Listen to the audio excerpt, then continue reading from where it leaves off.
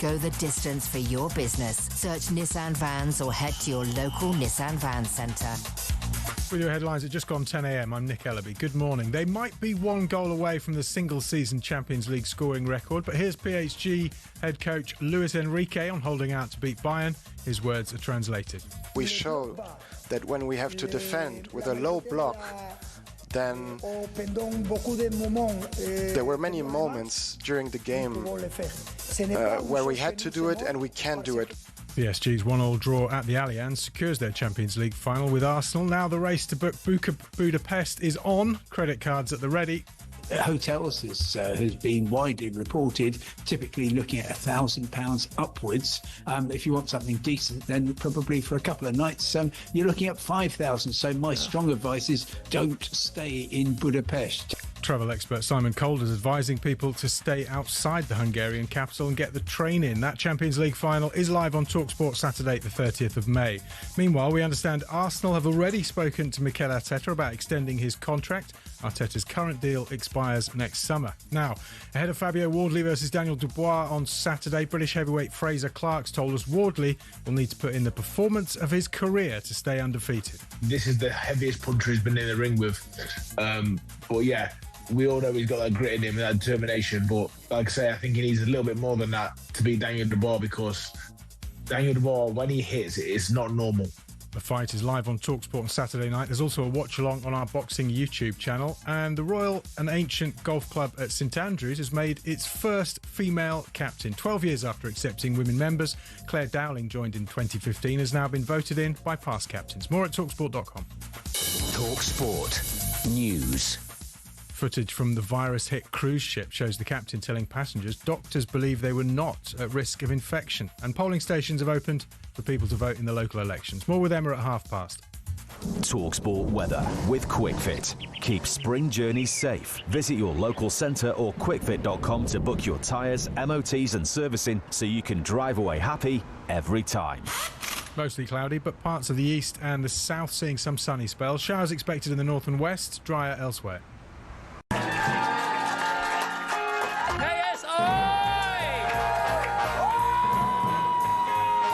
Jumbo and Peter Capaldi! It just so happens that it's all "You're amazing." Right. Paul White! Sir Lenny Henry! I was face down and the dog sniffed my crotch. It was very, very embarrassing. Staying out for the summer.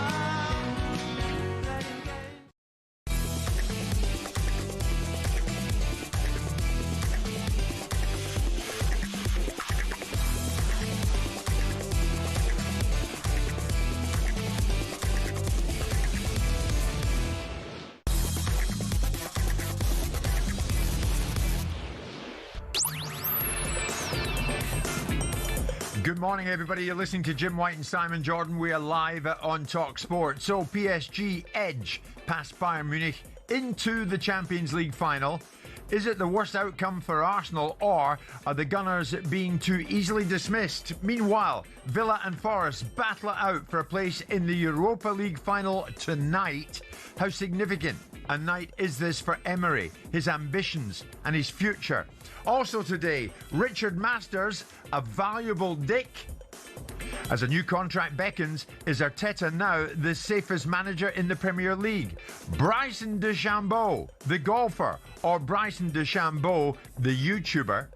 And from midday, we talk boxing live from Manchester ahead of Wardley versus Dubois. It's Jim White and Simon Jordan. We are live on talkSPORT. 100% engagement. Jim White and Simon Jordan on talkSPORT. Now, while I was introducing the next 3 hours proceedings, I noticed you were doing a bit of stretching. You were just getting into the groove. You're improving. No, I'm not. No? But nobody wants to hear it. They've heard it every single day, so nobody wants to hear it.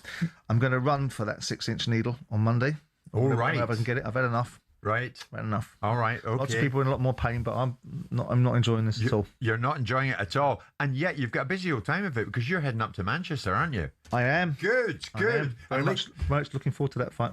I know you are. And later on in the show, Simon, the president of Top Rank Boxing, Todd DeBuff, will join us on the show. I wonder where he fits in, or Top Rank fits in the landscape now. Well, now that Zufa are in town. Well, up until recently, they've had a broadcast deal. Now they've got a broadcast deal with his own. They may be fitting a bit better. It'd be interesting to hear what you have to say about the Muhammad Ali Act, because I would have thought they'd have been quite vociferous about the ramifications of it. Yes, indeed. In America. Okay. Because if that passes, Zufa it will pass. Is really motoring. Oh, it will pass. Yeah. But the fact it changes the landscape and advances opportunities for Zufa whilst they dress it up as some wonderful thing for boxing is something that other people, fighters and promoters and influential figures should be possibly pushing back against a little bit more. Okie dokie. What did we see last night in the Allianz Arena? It was funny, that tie, PSG and Bayern Munich.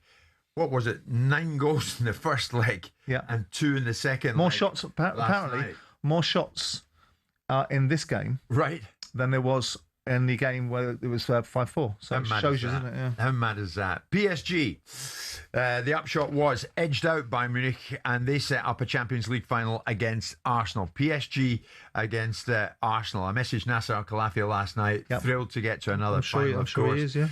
So, I mean, Simon, after 12 seasons coming up short, PSG are on the brink of back-to-back Champions Leagues.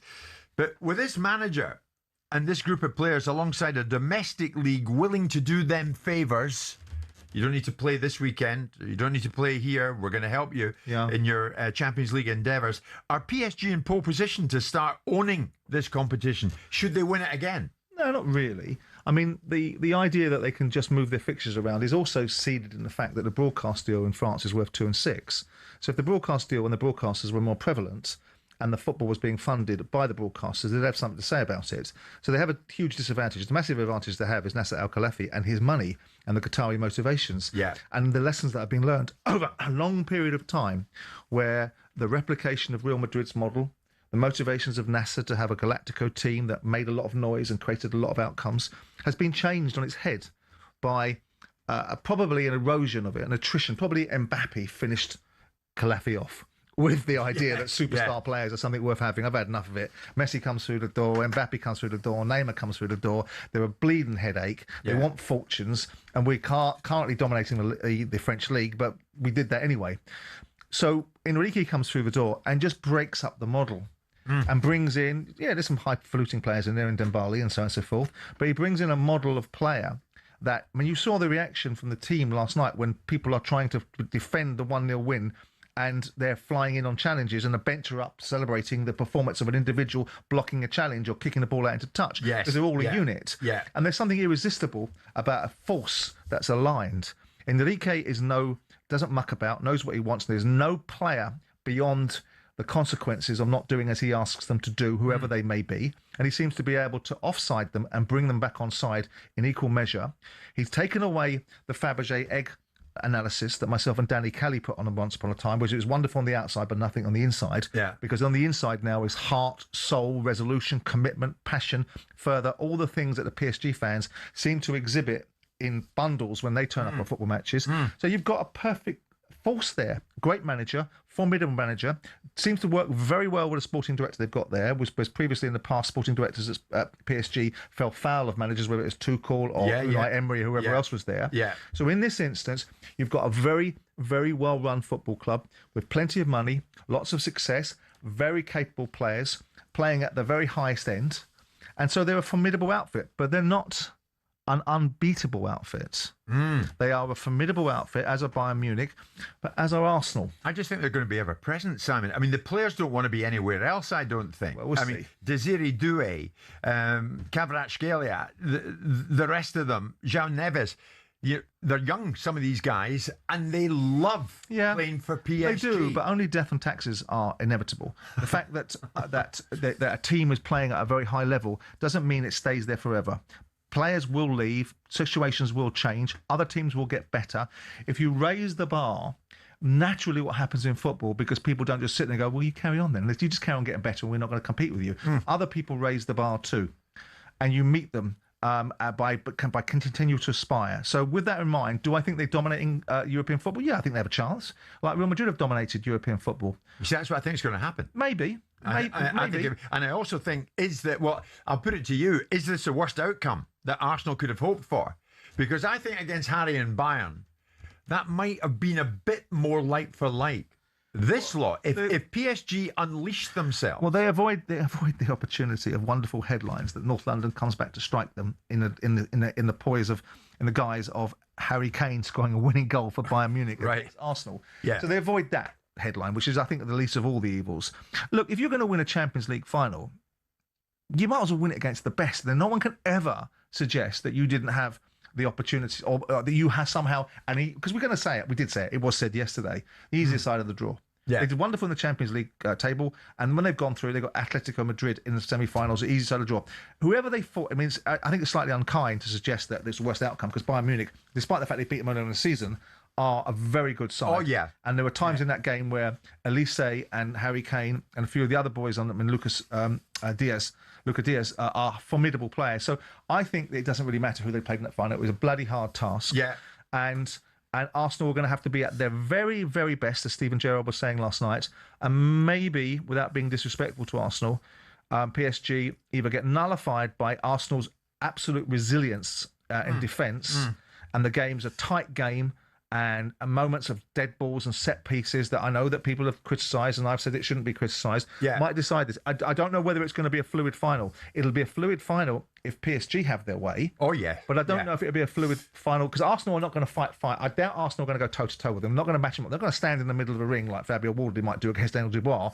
They're going to try to nullify PSG and create outcomes off the back of that. Which might be easier said than done, of course. But as far as Luis Enrique is concerned, he knows what lies ahead. It's a final with Arsenal in it, and PSG are there. Here's Luis Enrique. It's going to be different in a final. But anyway, Mikel Arteta, they did it great, and they deserve to go through the final. They are doing, they have been performing the whole season at a high level. They were unbelievable during the whole season, but it's a final. They want to win it. I think it's going to be they are first, and we want to continue with making history in Paris, and to making history, we need to win the second one in a row. A replay of last season's semi-final. Arsenal were beaten over two legs, Simon, 3-1. What do you think? In your heart of hearts, are we going to see a repeat of that, or are Arteta and the boys going to get revenge? Well, it's difficult to see past PSG. But it is a final, and whilst PSG are very experienced in this space, and Arsenal have not been to a Champions League final for a very long time, and certainly not under this manager or under his current ownership, so they don't know what it feels like, the whole build-up to the event. But they've got big players in that dressing room. They've got big players that play at international level, big players that know what expectation looks like. They may well have won the Premier League by that stage, so they may be going in to this final with the Premier League in the bag, all the confidence, all the belief, and a relaxation about going into a Champions League final, if you can be relaxed, on the back of already having achieved something very significant. So whilst my nose tells me PSG, there is always the possibility that Arsenal will defy the conventional wisdom and be able to nullify PSG and find an outcome. I hope they do, because who wants it in Paris? Oh, I know. Who wants it? I know. It's bad enough that the French dominated international football for a period of time, and they don't deal with the people coming off the boats. But we've got to deal with them winning the Champions League as well. Where are you going with that? We don't. I know. If you see PSG 3-up at half time, like, oh God, right, this is bad for Arsenal. The Arsenal manager, Mikel Arteta, has 1 year left in his current deal, and is 4 matches away from winning the Premier League and the Champions League. And as we understand it, preliminary talks, Simon, if he wins, he should quit while he's ahead. Well, his current 3-year deal is worth more than $10 million a year. Has he already earned the right for a new deal? Whatever happens from this point onwards. I don't know. I mean, when you talk about numbers of this sort of scale, the guy's special, isn't he? Well, I guess so. I mean, he'll be special if he wins the Premier League and the Champions League. He's achieved a very good... he's achieved great things at Arsenal in terms of rebuilding them. I know I've listened to a lot of people suggesting that the wonderful job that he did should be given all the plaudits that you can possibly give. And I think a lot of that's right. Yeah. But also you have to accept that winning is part of the equation of being an elite manager. You can't just say that building a side, building it well, it being your first job, you know, the background of a club that was in disarray. You can't just keep on trotting that out forever ad infinitum and consistently finishing second. Now, he's in a box seat to do more than finish second this season, and I think he will do in at least one of these outcomes. And so with that in mind, was he paid to be... Was the 10 million that he was paid, was that paid for him to be unsuccessful then? That was an advance against success, I suspect. Right, so right. But the way football works is it means it'll just mean that he gets a big pay rise. because that's how it works. He's got to be the safest manager in the Premier League, no? You would think. Yeah, I think so. I think Unai Emery's pretty safe. I think Pep Guardiola's pretty safe. He's as safe as he wants to be. I think David Moyes is probably pretty safe right now at Everton. But as far as Arsenal are concerned, then what would you be changing it for? Yeah, true. Unless there's a complete meltdown. Let's say they're going to lose the last 3 games of the Premier League season. Man City nick it out from underneath them, and they get beat 5 in the Champions League final. Might be a different conversation. All of a sudden. I don't think they will. Yeah, I'm going to put it out there. I mean, what are Arsenal fans really thinking this morning? Because it is PSG. You might have preferred Bayern Munich. Well, that's by the by now because it's PSG in that Budapest final. So what do you think? I mean, looking at it, is it, in your view, the worst outcome that Arsenal could have hoped for? Or, for a team with the best defensive record in the competition, are the Gunners being too easily dismissed? Give us a call on this because you're there and you're there on merit, but PSG are waiting for you. 03717 223344. And on Mikel Arteta, has he already earned the right for a new contract? What do you think? No matter what happens from this point onwards, you win both, you lose both. Has he earned the right for a new deal? 03717 223344 Thursday morning, and we're live in talkSPORT with Selco, where the trade goes.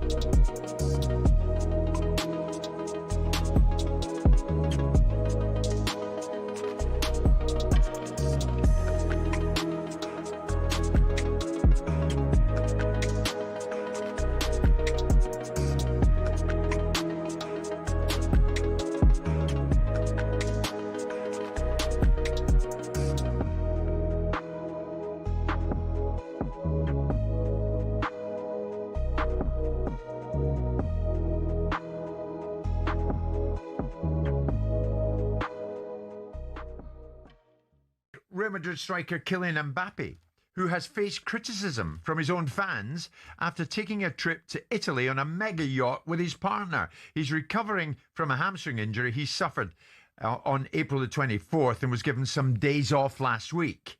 He arrived back in Madrid on Sunday, shortly before kickoff, when Madrid played away against Espanyol. Many fans thought Mbappe should not have taken a break and should have stuck with the team, going through a difficult time at this particular time. Alvaro Arbeloa said, well, in their free time, each player does what they see fit, and I don't get involved with that. Mbappe's representative said part of the criticism was based on an over-interpretation of elements related to a recovery period, strictly supervised by the club, without reflecting the reality of Kylian's commitment and the work that he puts in every day for the team. So that was Mbappe and Real Madrid. But then there's Liverpool. What was going on with them? Danny's old club. Liverpool captain Virgil van Dijk had to defend some of his teammates who were criticised for being abroad last week on a day off as they headed into the Manchester United game, a game they ultimately lost by 3-2. It was put to Van Dijk that some of his teammates had gone on holiday last week. He says, I'm not sure it was a holiday, it was a city trip. But I think if you're one day off and you don't have many days off, then you decide what you want to do with your family. We're not kids. Everyone's an adult.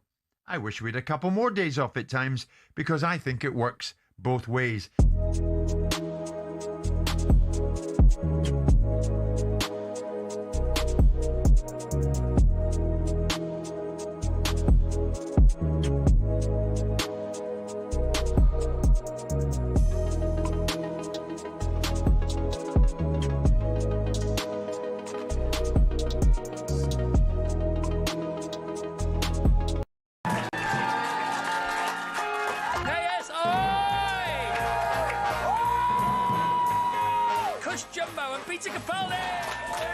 It just so happens that it's all you're amazing. Right. Paul White! Sir Lenny Henry! I was face down and the dog sniffed my crotch. It was very, very embarrassing. Staying out for the summer.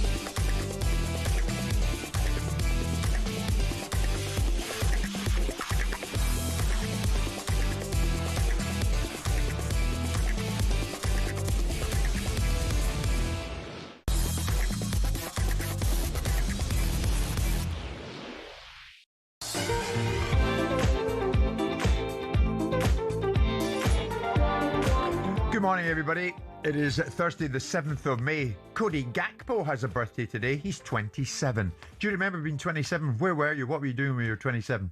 In the second year of owning my mobile phone business that I ended up selling. You know his birthday is today as well? Go on. Luis Enrique's birthday today, isn't it? I noticed that. His birthday's on the 8th of May, I think. All right. Just saying, if we're celebrating birthdays, here we're celebrating his today, won't you? Oh, today's the 7th, isn't it? Oh, is it tomorrow then? Okay. So it must be tomorrow. Happy birthday, Luis Enrique. Tomorrow. Well, happy birthday. That was useful information for Gakpo, wasn't it? Today.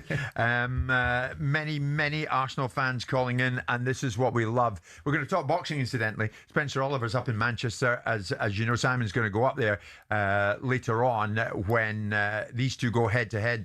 Not Simon and Spencer. Daniel Dubois taking on Fabio Wardley. Wardley, as you go head to knee with Spencer Oliver, that's right.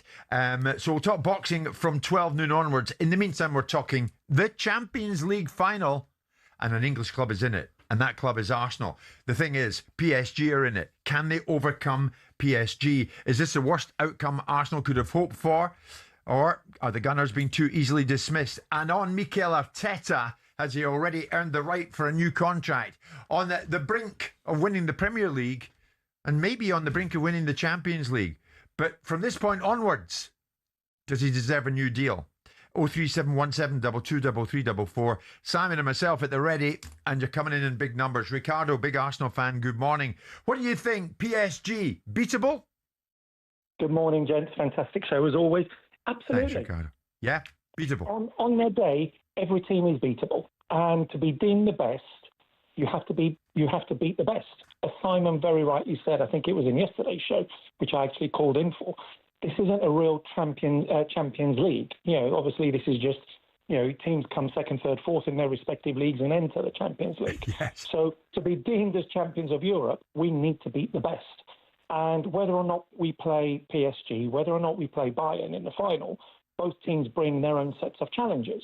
Just as, no doubt, they would have been thinking, hold on, are we better playing Atletico or are we better playing Arsenal? So let's not just look at it from one way. We need to look at it from all ways. So obviously that front three that Bayern have, especially with Kane up front, who'll have a point to prove against Arsenal.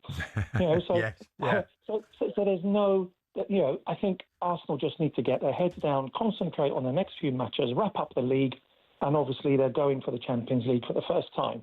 So, that's what they've got to do. And Ricardo, on Arteta, what do you think? Has he already earned the right to a new deal? Personally, absolutely. From where the club was in the back end of the Wenger years, and then after that to where we are now, completely unrecognisable.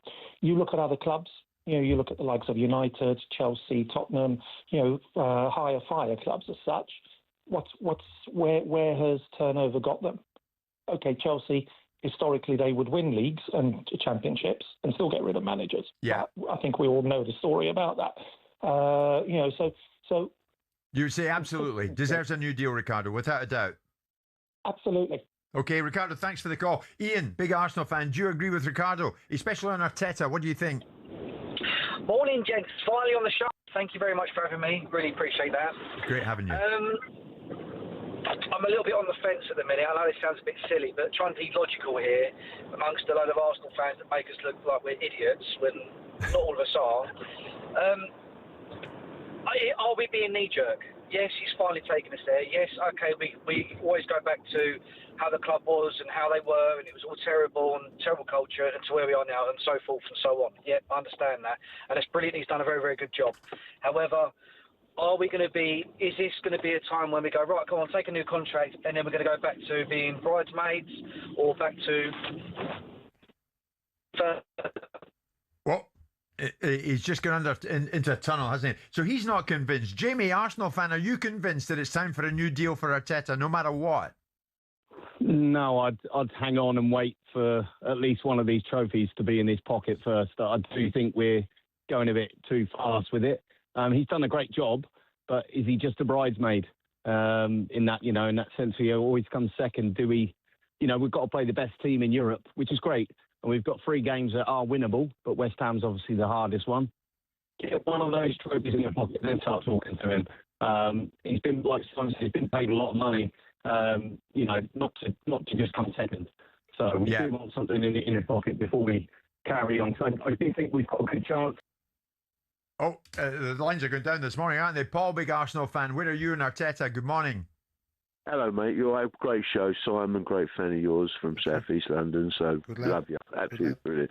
I think Arteta deserves a new deal. I mean, look, at the end of the day, there's 20 teams in that league. Only one team can win it. I know it's second. And it's not good enough, and we should demand better. But I do think the league will be wrapped up with that game against West Ham. And I think Arteta deserves another go. But you've got to bear in mind, he's been given all the tools to get where he is today. If he was at a Bournemouth or he was at a Brighton, would the outcome be the same? So you got to think of that aspect as well. But and as I say, Champions League, I think we've got a great chance. And I think if you look at it as well, that Arteta seems to learn his lesson. And he's been there before with the PSG. And if you look against the Man City game that we had against them, and then the game straight after in the league, all right, we lost. I know we lost, but it was a major improvement. Yeah. And I just think Arteta, he's a clever man, and I think, he'll nullify things, and I think we've got a good chance. I don't think you should write us off, but okay. Paul, good call. Thank you very much indeed for that. Wouldn't be an Arsenal call-in session without Arsenal fan Keith. Keith, good morning. What do you think? Arteta, new deal now? Look, there's no point in discussing it now until the end of the season, but listen, I've said it to you before, there's no divine right to win anything. There's only 4 trophies on offer if you're lucky enough to be in the Champions League at the start of the season. Look at the way he's challenging. As a fan, you want to see your team challenge until the very end, if possible. That's what you're paying your money for at the end of the day. There's no divine right to win anything. My only doubt about Arteta is I've not been a fan of any of the attacking players he's signed. I've told you before, I don't really rate our attacking flair, and that's where I worry about this in the Champions League final, because PSG have an abundance of attacking flair. I mean, Kvaratskhelia, wow, I'd love him at Arsenal. But at the end of the day, I don't rate the attacking players that Arteta signed. I'm not a big... Madueke, can't see where he's worth 50 million. Havertz, well, question marks about him. Jesus, not good enough. So there's a lot of attacking players where I would question his signings. Having said that, he's done a fantastic job. We're in the Champions League final. We're top of the league with 3 games left. Yeah. What more can you ask for? Exactly. Done fantastically. And we do have a chance in the final. It's going to be very tough. But look at the record Arsenal have in the Champions League this season. It is second to none, and they need to take that forward into the final with confidence, I would say. Excellent. You going to go, Keith? You know what? I've just had an operation on my leg. I'm not actually allowed to travel. I'm trying to think how I could do it, but I would like to go, but we'll see what happens. We wish you well, mate. We wish you well. That's why you're sitting beside your phone and calling us every morning. Terrific. Who signs good forwards then? Who signs good forwards? Yeah, Harry Kane wasn't going to go to Arsenal. So you look around and say, what Liverpool signed good forwards in? I mean, Isak hasn't hit the ground. Darwin Núñez was a waste of time. True. You look around, Erling Haaland was shooed in to Man City because of his father relationship, but that's an opportunity. Maybe it's because, he's right, Keith, that they haven't signed great forward players, but maybe that's because the pond they've been fishing in has excluded them from certain opportunities, and maybe now with the level of attainment, most people would have looked at Gyökeres and gone, we'll have some of him. And so the fact that Gyökeres was commendable the other night, but hasn't been a huge hit this season at Arsenal, doesn't necessarily mean that he can't continue to be evolving. PSG have amassed a few good forwards. Yeah, I know, but Dembele was a pain in the backside to other people. Yeah. He was somebody that people didn't want. So it's all well and good when you see the vision once the vision's arrived, but look around Europe and go, right, well, unless you're going to do what Madrid does, which is basically just pay hundreds of millions of pounds for footballers, then who has signed? You look at other sides, you get Lewandowski, he was for a period of time. A lot of young players come through in certain teams and get some achievements. So I think it's slightly unfair to suggest that Arteta should be judged by the forward line that he's signed, but I understand the reasons why he's doing it. But then compare and contrast and go, okay, who do you say has been an unprecedented success without some qualification behind it? Exactly. Look at Man United's signings. Good point. Look at the boy Šeško. He's hardly pulling up trees, is he? Yeah, true. Bolton Newcastle. Well, you go on and on, don't you? You go on. And that's what we do. And we enjoy going on and on. We're live in talkSPORT with Selco, where the trade goes.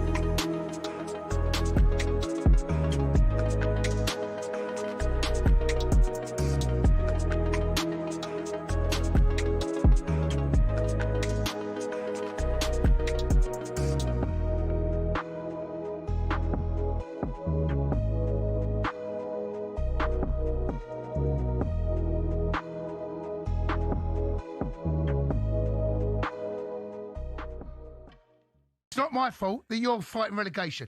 It's not our fault you crap. No, don't crap. blame Spurs. No, I'm not blaming Spurs. I'm not blaming Spurs, right? But you lot, you bunch of absolute... I can't tell you what. Celebrating people. Ole, ole, Spurs, away, ole, ole. You lot are shameless.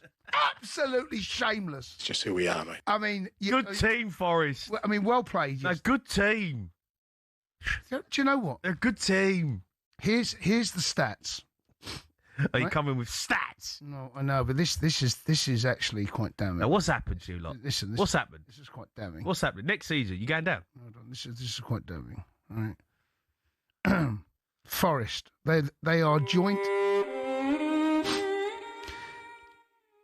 We are currently on statistics the worst side last 6 games of the league. Yeah, bottom.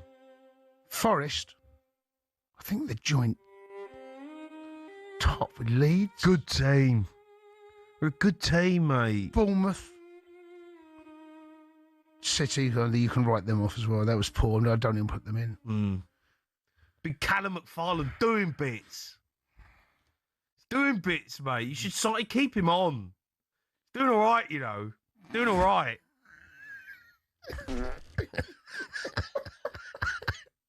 Doing all right, Big Cal. Leave Big Cal alone. Big Mac. Leave Big Mac alone. Let's keep Big Mac in there. After reaching back-to-back Champions League finals, Luis Enrique is reminding everyone of what he said when PSG struggled through the group stages. What did I say? That I don't see any team being better than we are. There were a lot of critics. Everybody said that PSG maybe wasn't that great. But I was right. Enrique's PSG showed they can play in a low block if they need to. Their 1-1 draw at Bayern was enough to win the tie 6-5. Meanwhile, we're told this Champions League final is the best get-rich-quick scheme in the history of Budapest tourism. Here's travel expert Simon Calder. Hotels has been widely reported, typically looking at £1,000 upwards. If you want something decent, then probably for a couple of nights, you're looking at 5,000. So my strong advice is don't stay in Budapest. Hotels around the final could cost upwards of £1,000. Simon's advising fans to stay outside Budapest and get the train in to save money. Meanwhile, we understand Arsenal have already held talks with Mikel Arteta about extending his contract, which expires next summer. Arsenal women are gutted after drawing at Brighton to allow Man City to win their first WSL title since 2016.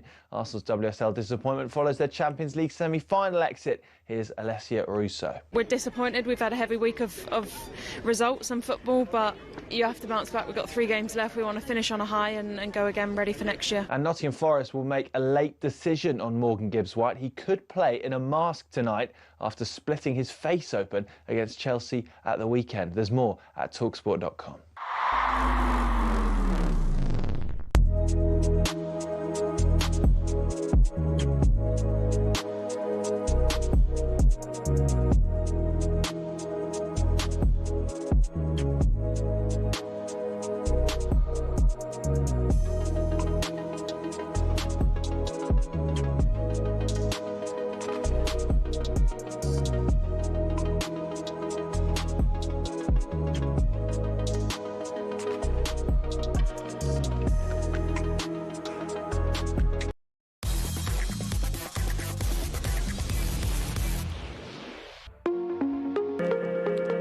Good morning, everybody. It is Thursday morning, the morning after the night before that saw PSG get to the final of the Champions League, where they will play Arsenal in Budapest. We eagerly look forward to that.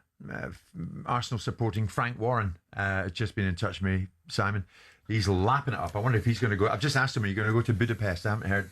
Never was there a Budapest than the fella from Budapest. No doubt he's full of himself. I shall be seeing him tomorrow night for dinner. Oh, see if we can extract some money from his wallet, which is a rarity.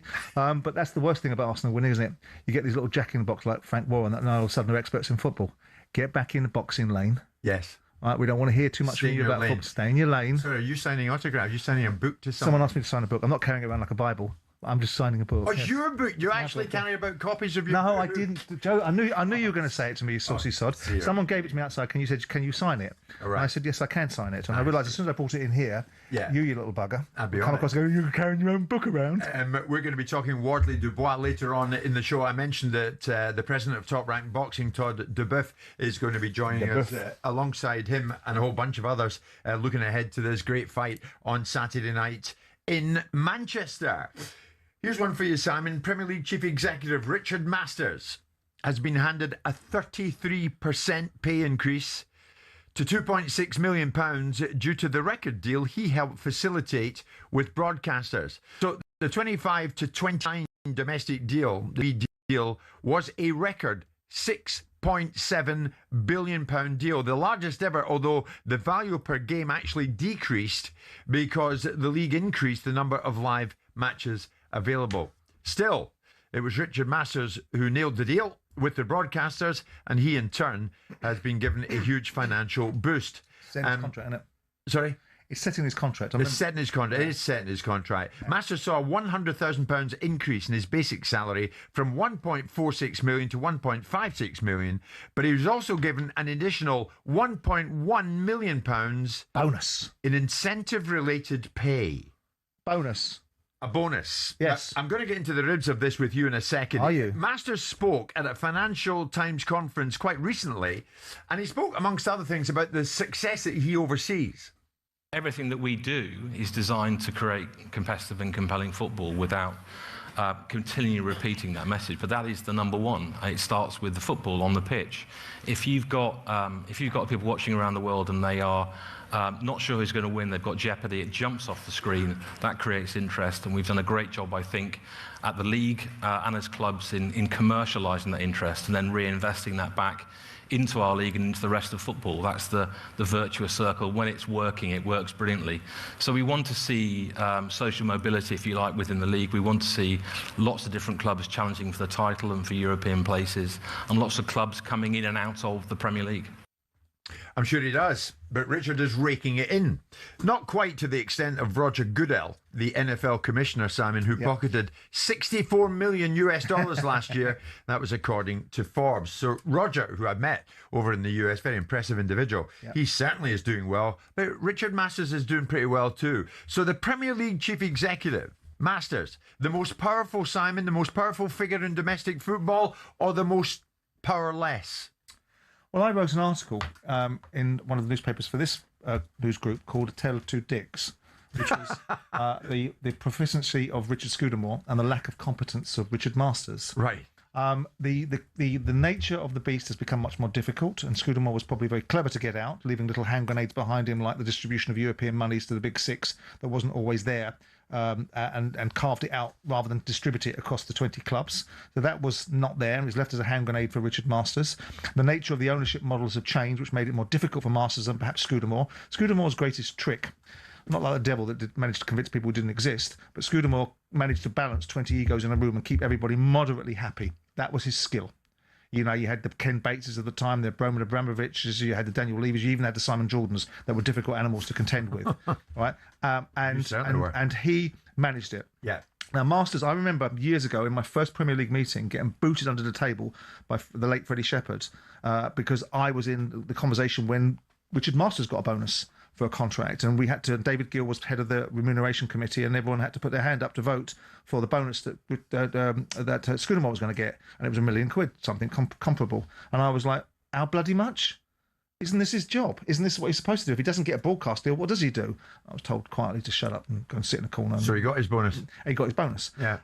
Now, I think Masters has provided, I mean, if you can look at the flip side of it, I think he's presided over a very difficult period, but I think he's presided over poorly. I think it's a very difficult job, but I think you need really top-grade marketeers, really top-grade people that look forward to the challenges of the industry, that can deal with the issues of the new ownership models, that can deal with issues around things like associated party transactions, that can deal with court cases, that can employ people to be able to deal with the challenges of Manchester City and deal with them coherently, that can employ panels that don't take 3 years to give adjudications, that don't spend hundreds of millions of pounds or certainly tens of millions of pounds in legal fees in battles with your own football clubs. I don't think that he's a particularly highly capable person. I think he's good. Do you think he's an enforcer? No. I think he's middle PSR. I think they've seen that through, haven't they? I think he's over points deductions. Yeah, I think he's over promoted middle management. I don't think he's particularly innovative. I think that he got the job with respect to him. It sounds like a personal ad hominem, but it's not meant to say. Well, it's not meant to be. You're asking me a question about a fellow. I can even sit on the fence. Over promoted middle management. Because that's what I think he is. That's what I think he is. I think if you're going to run the biggest football league in the world, which the Premier League is, with the biggest brand, you need to have real clear vision and real clear thinking and real clarification in your own vision statements. Does Scudamore have that? I think he had more of it. But you'll never know because the circumstances have changed. I think Scudamore was a more capable leader. I didn't particularly like him, and I don't particularly warm to him now. But I admire his credentials as the job that he did. Right. And I look at Richard Masters, and I don't see the same capabilities. But has Masters not been working in the more difficult, challenging era? Well, that's why you need better people. And that's why it might be unfair to judge him. I'm not judging him by the fact that I don't think he's a capable individual. I'm judging him by the fact that you need really top-grade, highfalutin people. PSR is no badge of honour. It's a holic. It's a mess. You created a league that was created out of wonderful vision statements from entrepreneurs like David Dean and Alan Sugar and whoever else was around at the time, that had the vision to break the omelette, that created break the eggs, that made the omelette, that broke away from the Football League, that distanced himself from the FA and created this wonderful phenomenon. It's gone on bigger and better and bolder and reached heights that even the founding fathers couldn't have imagined, even if they lay claim to it now. Even David Dean, that would sit here and say that originally wanted ITV rather than Sky, never had a vision that would suggest that this would be the dominant football league in the world and it would rake in billions and billions and billions of pounds. You look at the guy in America, their broadcast deal is 110 billion. The NFL broadcast deal is 110 billion dollars over 10 years. Ours is not far away from that. Ours is 5 or 6 billion per year.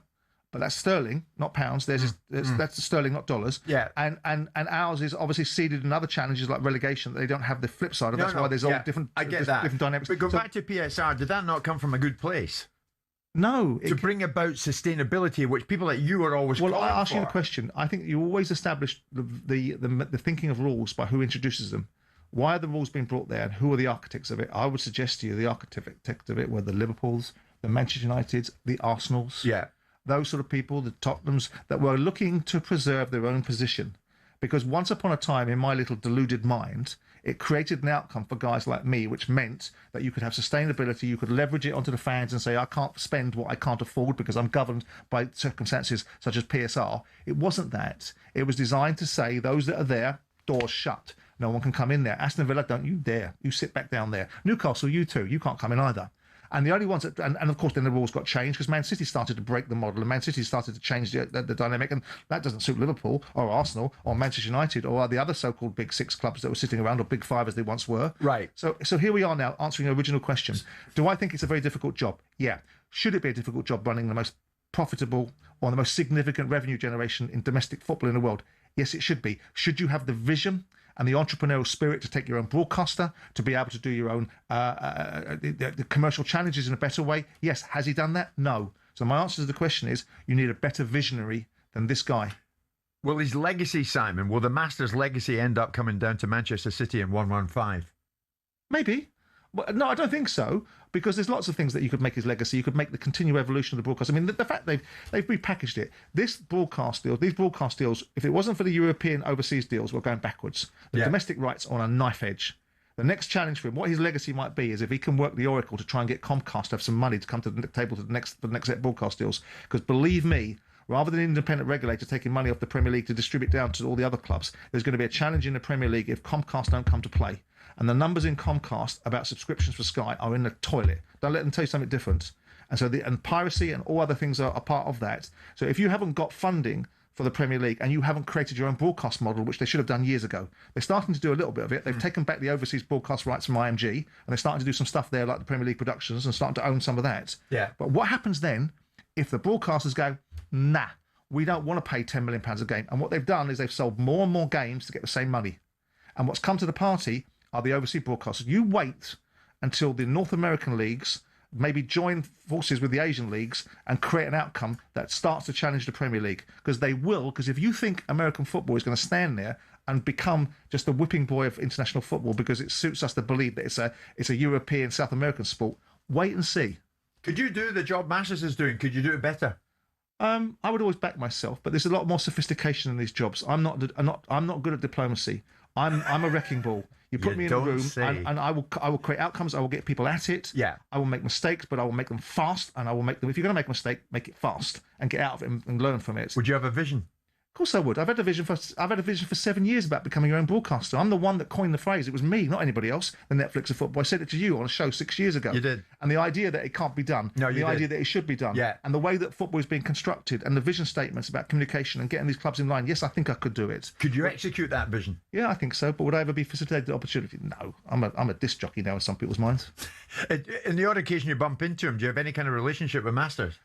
Strangely, even though I work with you, he still speaks to me. Guys like that don't really like guys like me because they are used to being able to say something to somebody and get away with it. And people like me are straight in their face and go, well, I think that's a load of old cobblers, and these are the reasons why. And because I've walked that way, I've made 100 million quid, I've lost 100 million quid, I've built other businesses, I've done what they haven't done. They're not entrepreneurs, I am. So guys like me would always make them feel a bit uncomfortable. But that doesn't mean, of course, also, you know, they have to answer difficult questions. Right. That's why Jim Ratcliffe does an interview with Gary Neville. Gary Neville's very competent, but if you were creating a Ponzi scheme, like I said before, the first interview you did wouldn't be with the fraud squad. So Jim Ratcliffe is not going to come to me and say, well, by the way, what do you think of my financial observations that I made about the fact we're running out of money? Because I'm going to go, that's cobblers, Jim, because here's your balance sheet. Right. Let's finish with this. Richard Masters, a valuable dick, yes or no?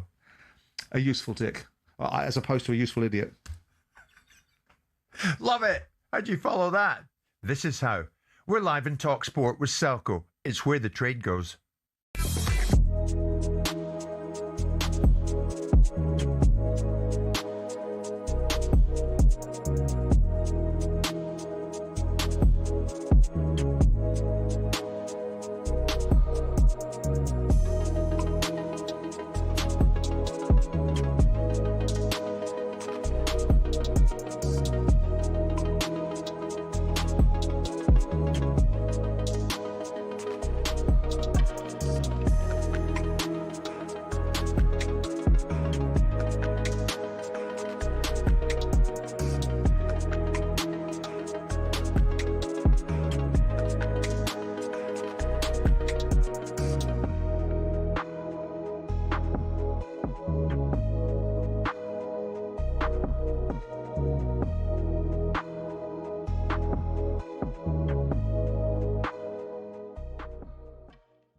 You mentioned those Arsenal critics, Martin. Do you think there'll be a fair bit of humble pie dished out at the end of the season? I don't really care, Jim. As I said, this is the first season since Arteta's been there. I said maybe they can win the league this year. I'll back them to win it. They still haven't done that. And with Pep in the building, there's lots of speculation. Will he be here? Won't he? Is he not even responding to that to create this extra energy and this drive for his team? Bernardo Silva, who's been an amazing servant for the football club, going as well, so it creates that, that finish, that final hurdle. But in here many times, Martin, you've bristled a few times, more than a few times, when people have come at you about no, let's get this right. Arsenal have got to show that they can do it, etc., etc. You've bristled a few times. No, I bristle at the bottling claim, and I should think it's insulting. And I heard Simon use perpetuity, the word forever, and it certainly wasn't around in my day. And if they go on and win the league and the Champions League this year, in fact, I'll take one of those trophies, Jim. I don't think that could be said about this group ever again. Martin, brilliant. You think it's got a bit too cosy with Danny and Simon? I don't know whether Simon is using the back complaint because he's just not happy that Arsenal are in the Champions League final. I don't know. I can't work it out. Oh, he's woken up. He's woken up. He is here. He is here. You're not using the back complaint at all, are you? Unfortunately, my earphones have unplugged, so I haven't had time.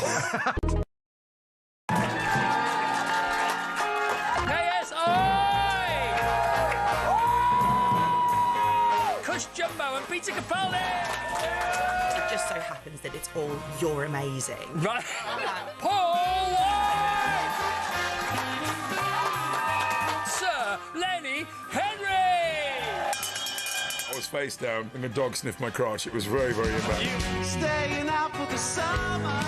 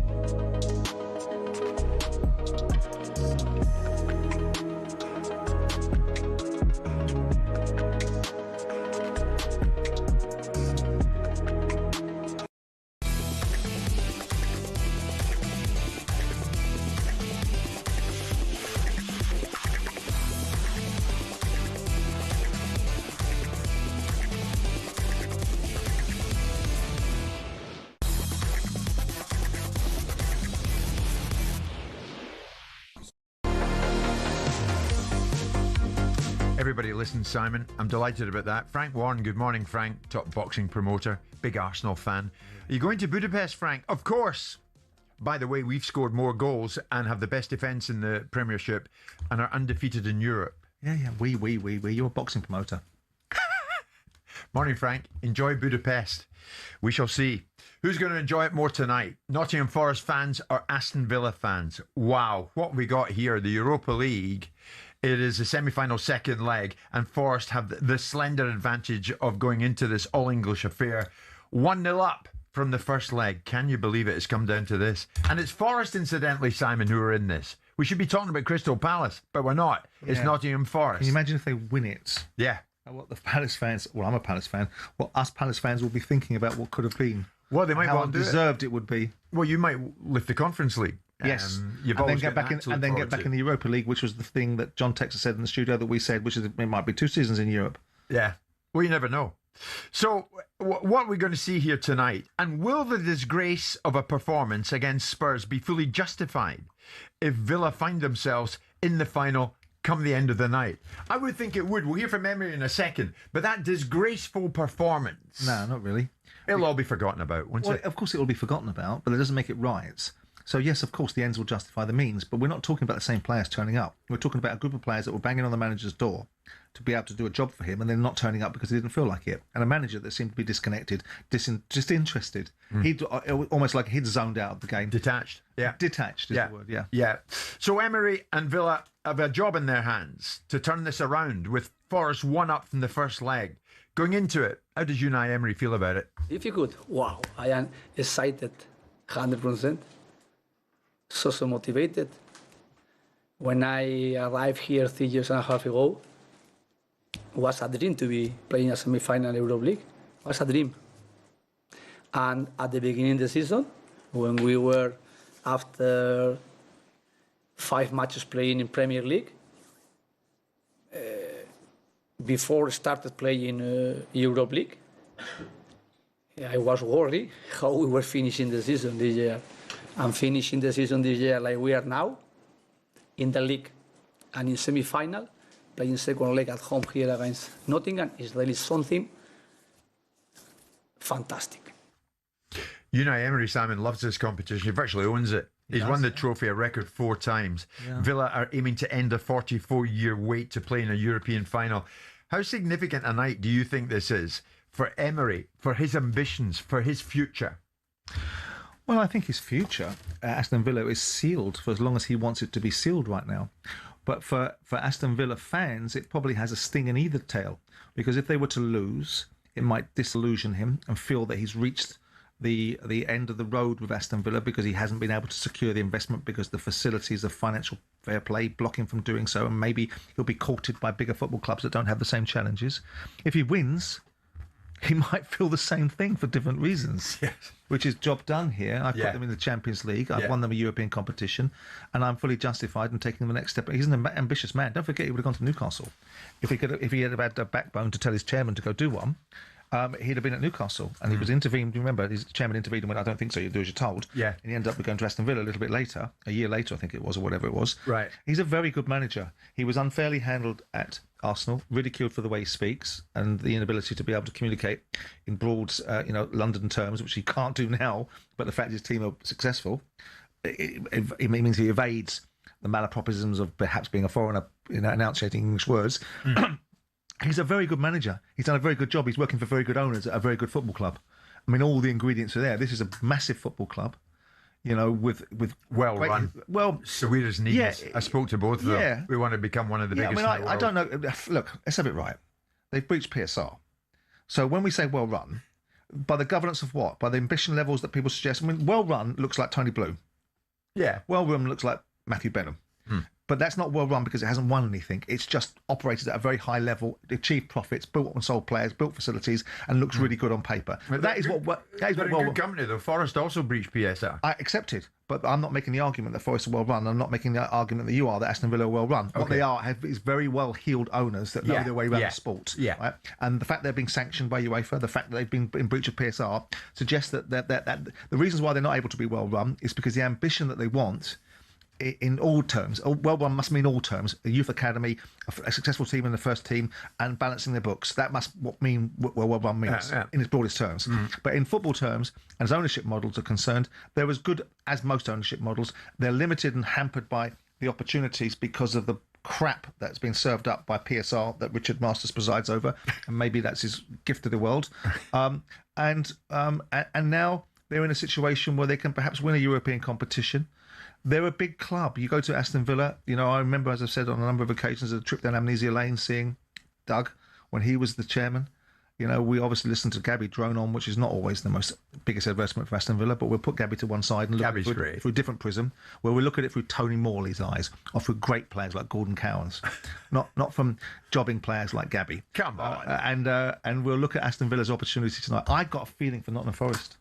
Maybe it's because I have I have affection for both clubs. I know. I have an affection. You can't help but have affection for both. I mean, they're both giants in English. I just have this feeling, because I employed Trevor Francis, because we worked with Martin O'Neill, because my favourite player when I grew up was John Robinson. Yeah. Because you look at that side that won their first ever tilt at League One, Division One, when it was now Premier League, now with Brian Clough, with Peter Taylor. You look at those players like Woodcock and Birtles and Peter Withering, who's Peter Shilton and Larry Lloyd and Kenny Burns. You'd love Forest to get to the final.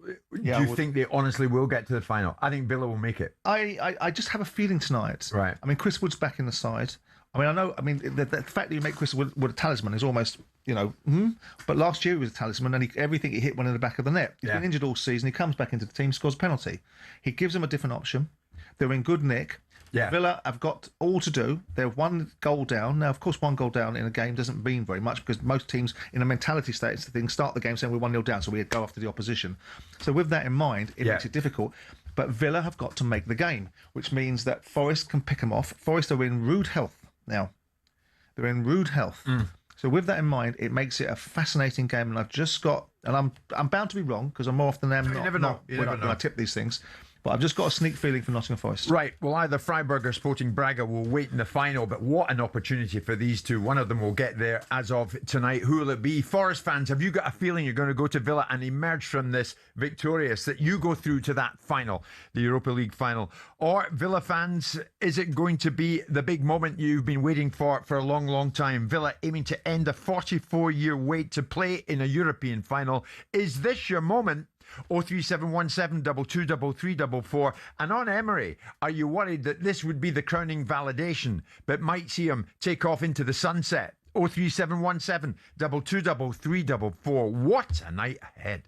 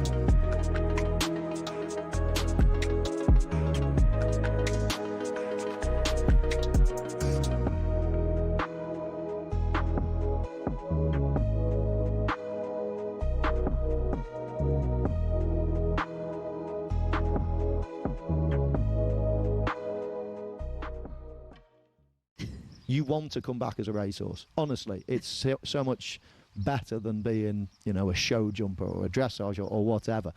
Racehorses get treated so well, because at the end of the day, you need them to run as fast as you can and perform it for you. We got here at 5:30, and I was like, "There's already people looking after the horses already that early." Massages earlier on. Yeah, the best feed. Yeah, 4 times a day. We only get fed 2. We get groaned at by this It's been my missus here. Look after. I wanted to ask you about Sir Alex Ferguson, because obviously we all had that scare at the weekend when we heard this news about Sir Alex taking unwell. We believe that he's doing well. But is that what you guys had in common as well? Was that horse racing back in the day? Did you guys have that in common? I spoke to him. I was on the phone to him for 40 minutes that morning. Wow. We're talking about football. We're talking about horses. As I say, he's got horses here. most Saturday mornings he gives me a call and we go through all the horses for the day, and we share, what we know and things like that. So we might have his horse running on Friday at Chester. So yeah, I speak to him regularly, and he sounded absolutely brilliant, sharp as a tack as normal. We were talking a lot about Scottish football and what was happening up there. So it was such a shock to hear, obviously, that the next day he was taken on well, but hopefully it's not too serious. Have you spoken to him since, mate? I haven't since, but I would expect a message on my phone any time now, because he'll see that we've got 4 or 5 runners today at Chester, and he'll be wondering what's going on.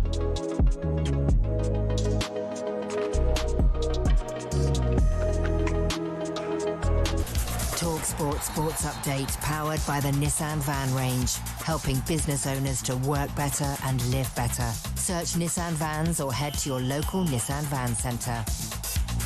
With your headlines at 3 minutes past 11, I'm Nick Ellaby. Good morning. With Mikel Arteta set to sign a new contract at Arsenal, even if they end the season trophyless, former Crystal Palace chairman Simon Jordan thinks that would still be the right call.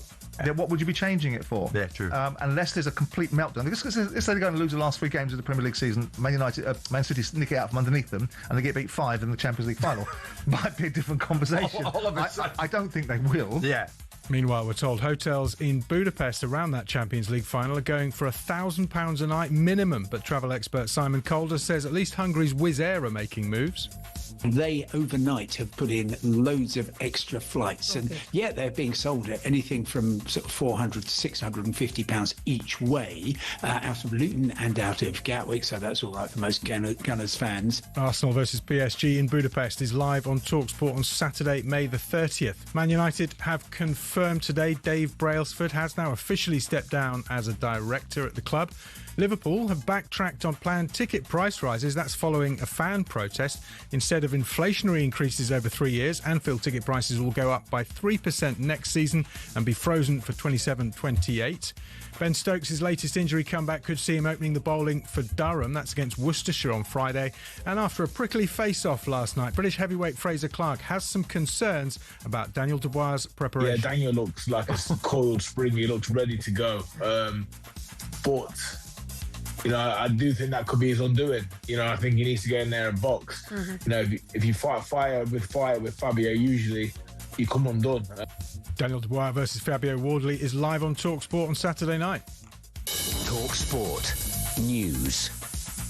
Contact tracing is underway for people who might have sat next to passengers from a virus-infected cruise ship on their plane home. And polling stations open in England, Scotland and Wales for local council elections. More with Emma at past. talkSPORT weather with QuickFit. With over 600 centres across the UK, most of which open 7 days a week, we're always there when you need us. QuickFit. Drive away happy every time.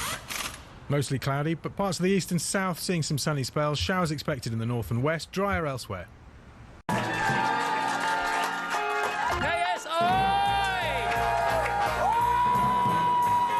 Kush Jumbo and Peter Capaldi! It just so happens that it's all you're amazing. Right. Paul White! Sir Lenny Henry! I was face down and the dog sniffed my crotch. It was very, very embarrassing. Staying out for the summer.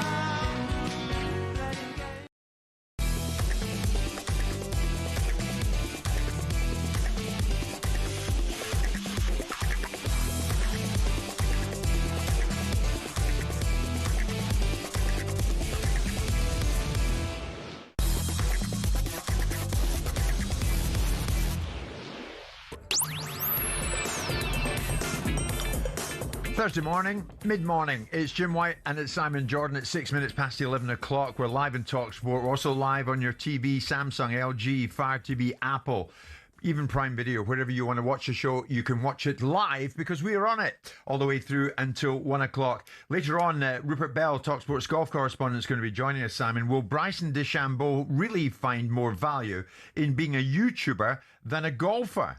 Yeah.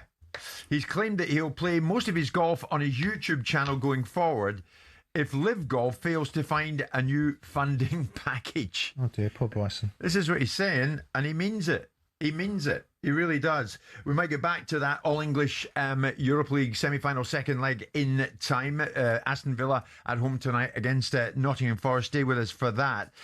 Here's the thing, though, Simon. We speak about this fella regularly, and no doubt we're going to be speaking a lot more about him in the coming weeks because FIFA President Gianni Infantino is going to be right in the thick of it on a daily basis at the World Cup in the USA. And we know that he has spearheaded a FIFA Peace Prize Award in recent months. But in the last few days, there was something of an awkward moment for our Gianni, as he tried to convince representatives from the Palestinian and Israeli FAs to shake hands at the FIFA Congress over in Vancouver. Didn't really go to plan for Gianni.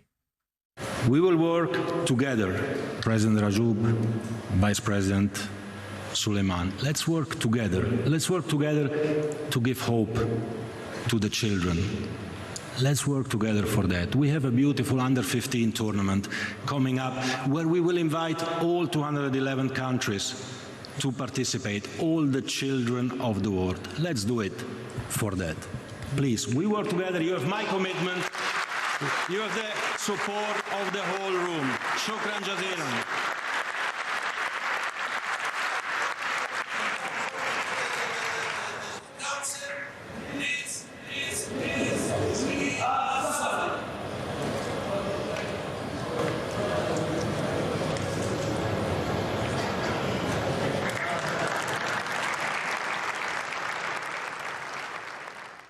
Well, Gianni got a kiss from both representatives, but there was no shake of the hand.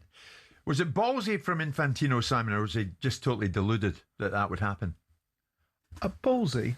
I don't know. I mean, if you're so insulated from the world by the nature of the power that you have, the influence that you have, that you'll ask various parts of the world to give you a red light treatment inside. Not red light treatment, that sounds like you're going to Amsterdam, doesn't it?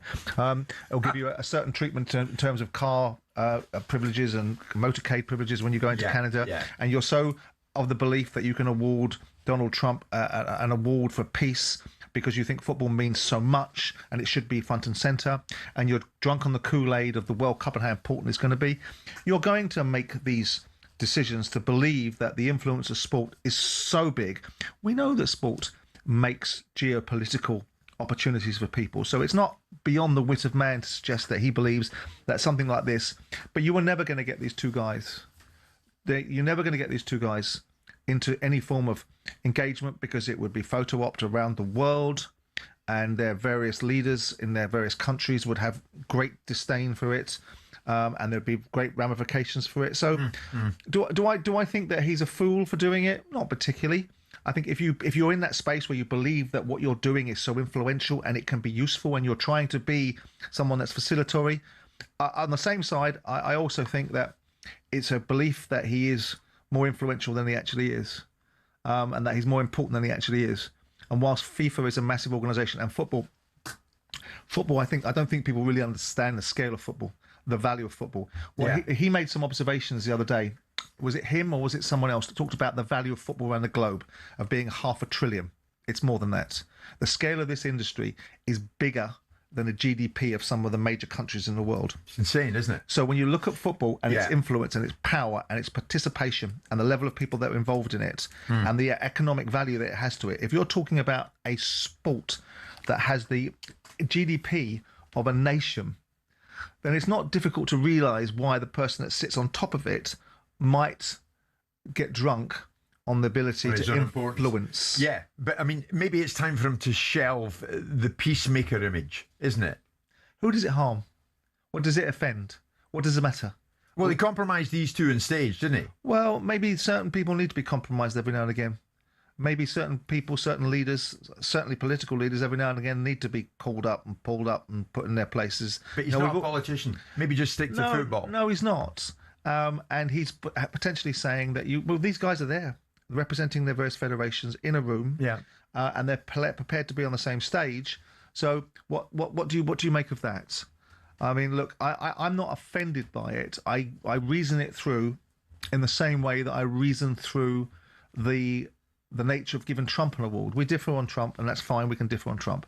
But the actual reason why football gives him a peace award and what that was all about, I mean, the main people that look foolish really is Infantino. But I don't suppose he minds looking foolish in the position that he's in, with the returns that he get, the influence that he get. Most people are bowing and scraping towards him. No, I agree. We might not do in some radio station in London saying we think you're a bit of a twerp for some of the things you do, but he doesn't care. No, I suppose not. I mean, he knows too that not everything is going to be successful in front of the eyes of the world. Well, look at the way he skates through things. There's situations about his, I mean, look at the speeches that he's given. I mean, some of the speeches. Today I'm an Arab. Today I'm gay. Today, I mean, come on, pack it in. Yeah. Really? Yeah. Come on now. Yeah. And he's a chameleon, but in that position of great influence and diplomatic opportunity, and I know we can't on one hand say that football can change people's perspectives on the world. It can influence people. Every bugger in the world wants to leverage themselves through sport. Whatever cause you can think of, whatever particular plight needs support, football is utilisable for it. Yeah. I've just described the scale of the economic value of this industry, and it's going to get bigger. If you look at the associated. I mean, this is look at the travel industries and the other industries and the hospitality industries and all these other industries that pivot off the back of the sporting industry. So it's a massive, massive industry. So why now do we then not think that someone that operates at the high level of this, that has politics at its centre in the way that he operates because he has to have it, shouldn't have a voice when it comes to maybe bringing people together? Well, he's defended World Cup ticket prices, insisting that they had to take advantage of US laws that allowed tickets to be resold for thousands of dollars above face value. Yeah. He says, we're in the market in which entertainment is the most developed in the world. Yeah. So he says FIFA have received in excess of 500 million ticket requests for the World Cup, compared with fewer than 50 million combined for the 2018 and 2022 World Cups. Yeah. But funnily enough, over here, it's different. It's very different. The unauthorised reselling of tickets for specific events, such as Euro 2028, could become a criminal offence under new proposals. Well, this is the legislation that Todd Bowley was caught out with, right, with Chelsea, and he put it on American websites because the legislation is different. What attitude's better? Either, really. I mean, capitalism, I'm a great believer in capitalism, but responsible capitalism, despite the fact that there's certain people that believe you can share the wealth amongst everybody. It's normally the people that don't have any wealth and want other people to be taxed more, but if they were in that position, they wouldn't want to pay that tax. But there's a balance between capitalism that generates responsible outcomes and irresponsible capitalism.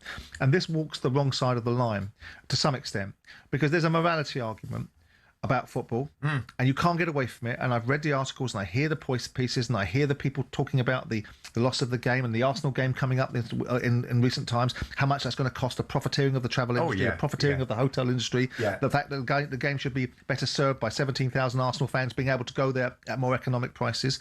It's like saying to people at school, how do you feel when your kids are at school and you can get a flight for 70 quid, and when they're out of school and you can actually take them on holiday, it's 500 quid for the same flight? We live in a slightly curious world right now where everything seems to be going up and up and up and up, and it's not inflation, it's profiteering. Big businesses are using it as an opportunity to rinse people. Even cars, everything seems to be going up in a world where the prices should be going down, in my view. But to some extent, what do you make against the argument? If you've got 500 million people that are prepared to pay 500 million requests, that are prepared to pay enormous amounts of money for a commercial opportunity that comes around once every 4 years that you're supposed to use to fund the game. Yeah. And you've got 6 million tickets to sell. So 1 in 80. You've got 80 applicants for one ticket. Right? Yeah. You're going to sell it for the price that the market will allow you to sell it at, and then you've got to compete with the moral argument. What's the moral argument then? Are we saying it's the people's game still, when we've got the players in that are flying around the world in private jets that are unrelatable to the average man in the street? Yeah. The only integrity in the game that's left is the fans. Funny you should say that, though. Bizarrely, despite World Cup ticket requests, and as Infantino has laid out, 500 million ticket requests, the majority of hotels in 11 US host cities are reporting underwhelming demand for stays during the tournament. So it doesn't add up, does it? Because people, they might be paying for tickets, but they're not prepared to be fleeced at increased hotel prices. Well, I mean, that's now, and maybe it's a late rush, and maybe you'll have full occupancy when the time comes. It's only a month away, Sam. Oh, I know. I know. I mean, look, I mean, no one's going to cry. I mean, again, you see the opportunities being put forward. I mean, take it back to the domestic level with Arsenal playing against PSG in Budapest, and the fact that you've got to pay £1,200, £600 a night for a 3-star hotel. I mean, come on. I mean, that's a £90 gig all day. But the bottom line is they profit from it, and that's the unfortunate. Like I made the example of people taking their kids out of school during summer holidays and being paid 7 times the price because EasyJet or whichever other airline it is, British Airways or Ryanair, and his latest voyage into not drinking. When you and I were at the Euros in Germany, we were in Frankfurt. We didn't even have a bed. We slept in mattresses on the floor. No, we stayed in this boutique hotel, didn't we? The Ruby Hotel, which was quite interesting. Oh, it was. But you can get off your mattress in the morning. No, I couldn't. You had to be helped. Hi there, Mr. Jordan, room 15. Get somebody up, please. It's 11:20 this Thursday morning.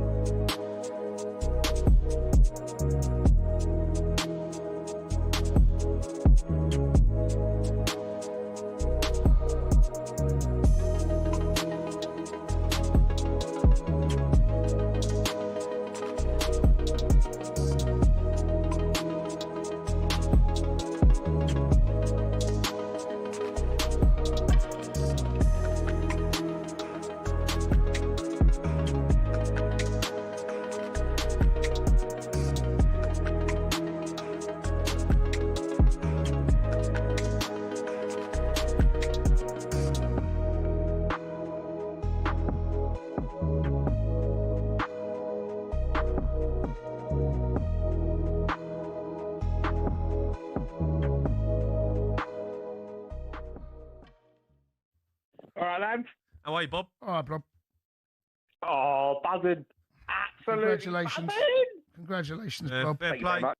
Well Thanks done. for being good sports and saying well done. Well Thank done. you. Well, you know. Hope you get pumped in the final. Yeah. All of that. Thank you very much.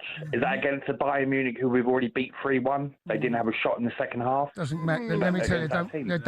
I wouldn't go down that route now. I wouldn't be. What I'll be doing. But it doesn't matter when either of them teams can't even defend. None of them can defend. Yeah, I would be very careful about talking about. Arsenal have conceded 6 goals in the Champions League. Yeah, I know, and defensively the best side. But I'll be very careful about talking about what you've done in previous games, because I seem to remember you actually beat PSG last season as well. Haven't we kept more clean sheets than Bruno Fernandes assists this year? That's all we're talking about, Bruno Fernandes assists. If this was Manchester City, do you know what, right? Oh my God, we'd be all over it though, wouldn't we? If this was Man City, oh, we'd all drop down and bow to them. We'd bend over. Listen, I wouldn't. This is Arsenal. Everyone's against us. Everyone has slagged us off all season. Our corners, our set play, our boringness.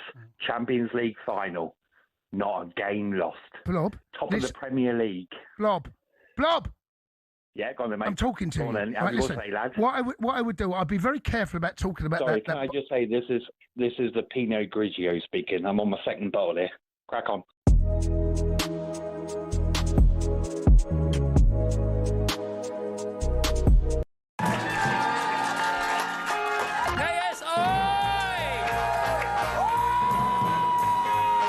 Jumbo and Peter Capaldi. It just so happens that it's all you're amazing. Right. Paul White. Sir Lenny Henry. I was face down and the dog sniffed my crotch. It was very, very embarrassing. Staying out for the summer.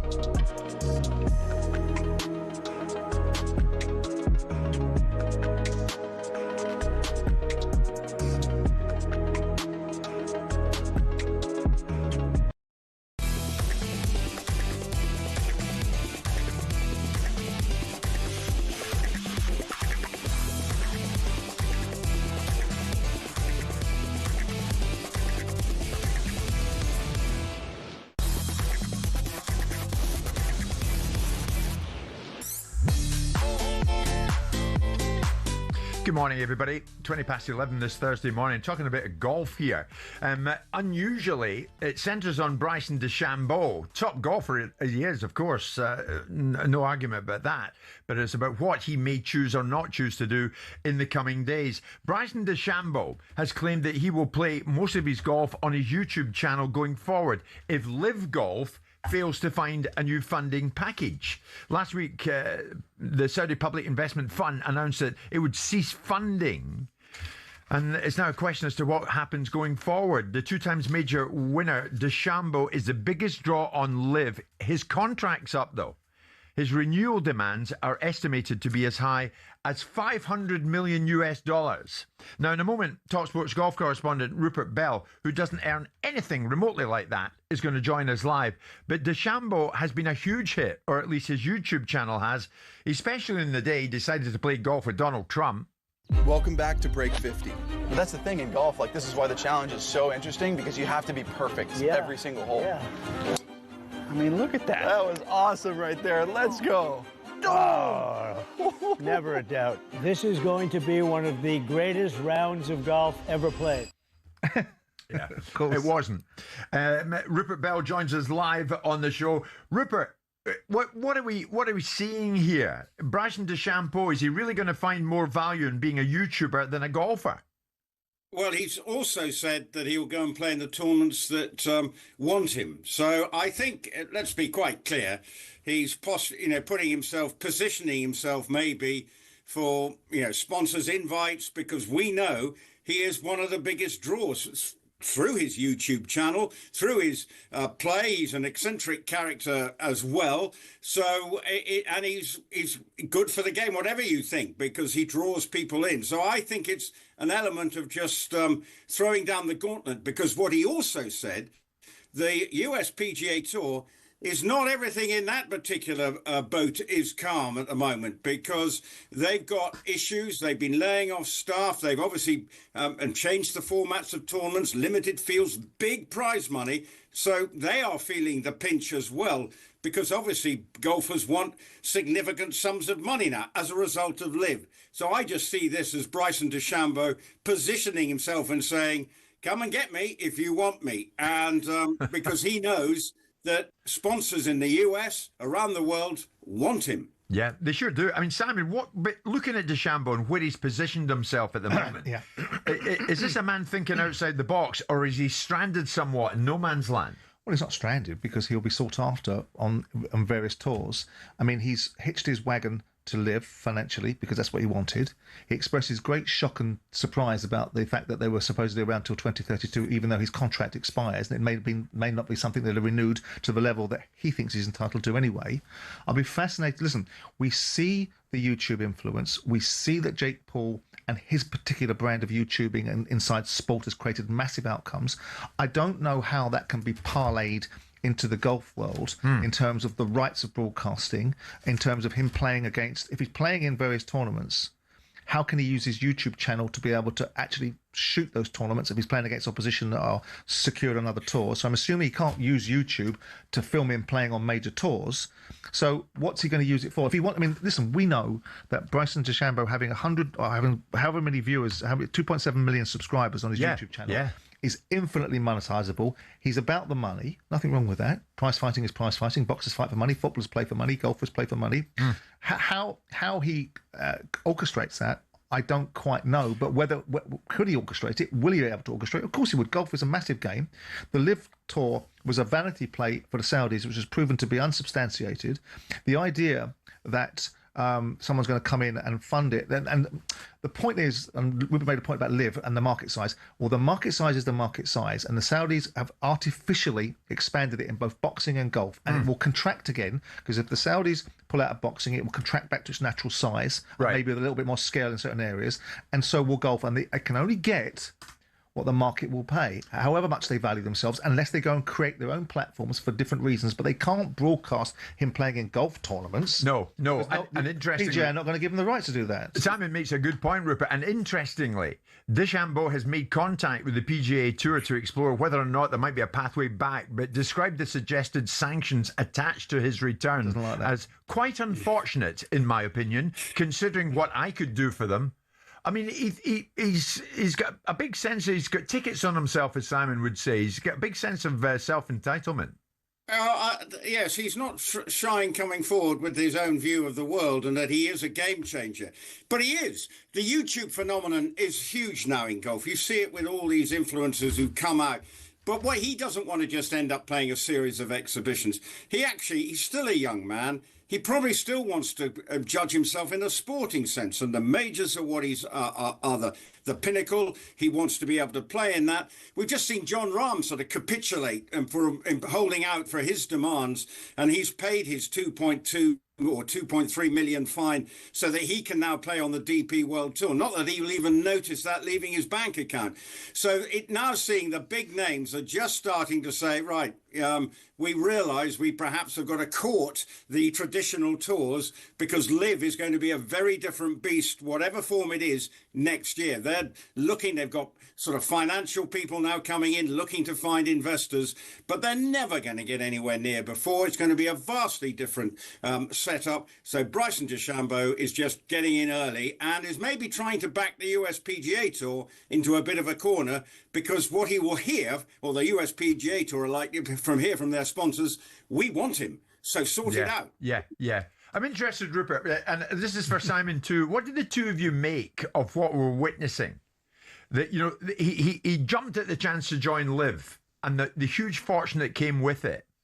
And now, in order to get back into the PGA Tour, this kind of unedifying manoeuvring that has to go on, reversing into the situation to get himself back into it, but also making the point, you guys need me because I can bring you X and Y, and I've got a massive social media following. I mean, who's going to win here? DeChambeau or the PGA Tour? PGA.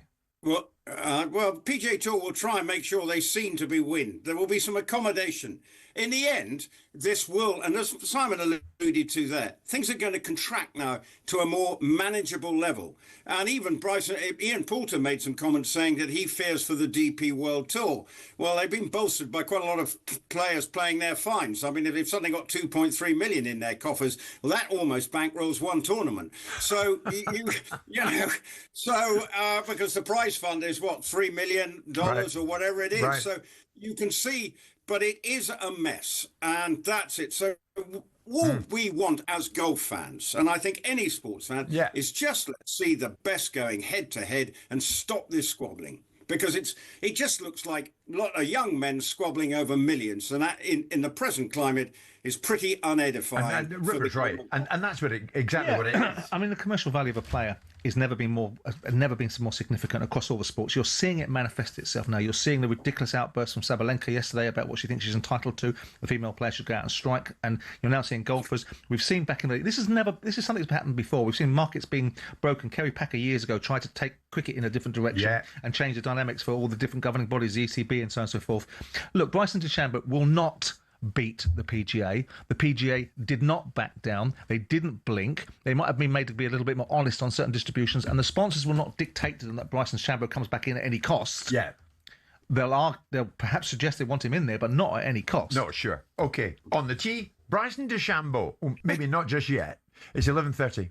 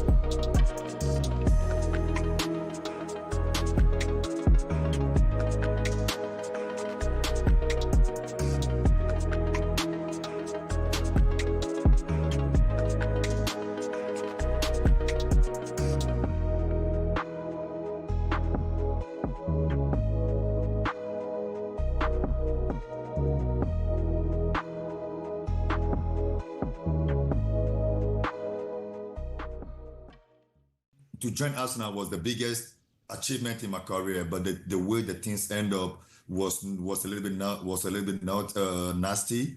But at the end of the day, I'm happy. They are happy. They know, you know what, life goes on. If you ask me if I regret, I don't regret. I'm happy also giving them something back, because at the end of the day, if I can't represent and defend my parents, I don't know who would do it for me. So it's kind of doing my job. You're spot on, Emmanuel. I don't blame you at all. I would have done the same, mate. Thank you. Looking at the title race, Manchester City messing up against Everton.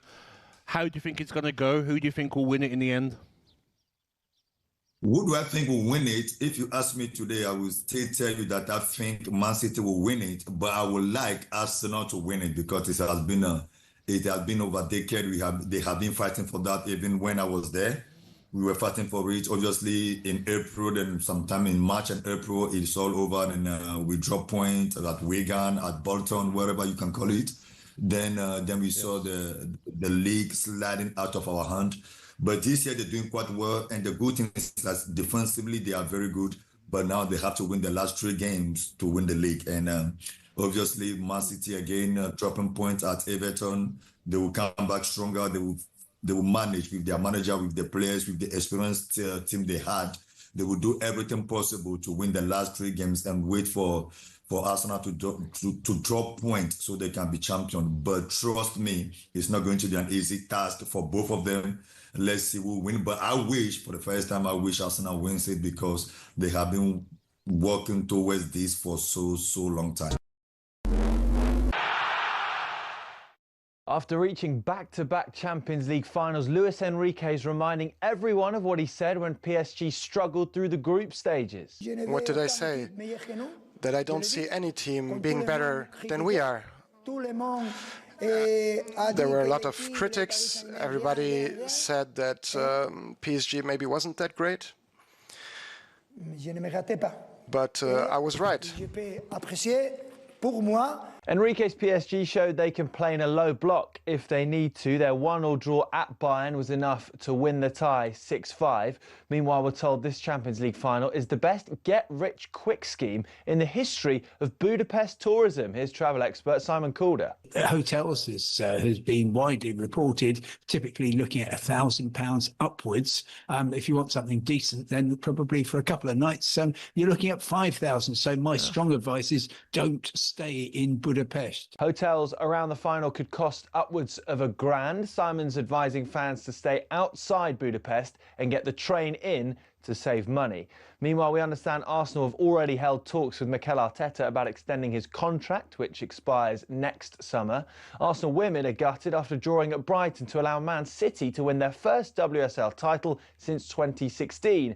Arsenal's WSL disappointment follows their Champions League semi-final exit. Here's Alessia Russo. We're disappointed. We've had a heavy week of results and football, but you have to bounce back. We've got 3 games left. We want to finish on a high and go again, ready for next year. And Nottingham Forest will make a late decision on Morgan Gibbs-White. He could play in a mask tonight after splitting his face open against Chelsea at the weekend. There's more at talksport.com.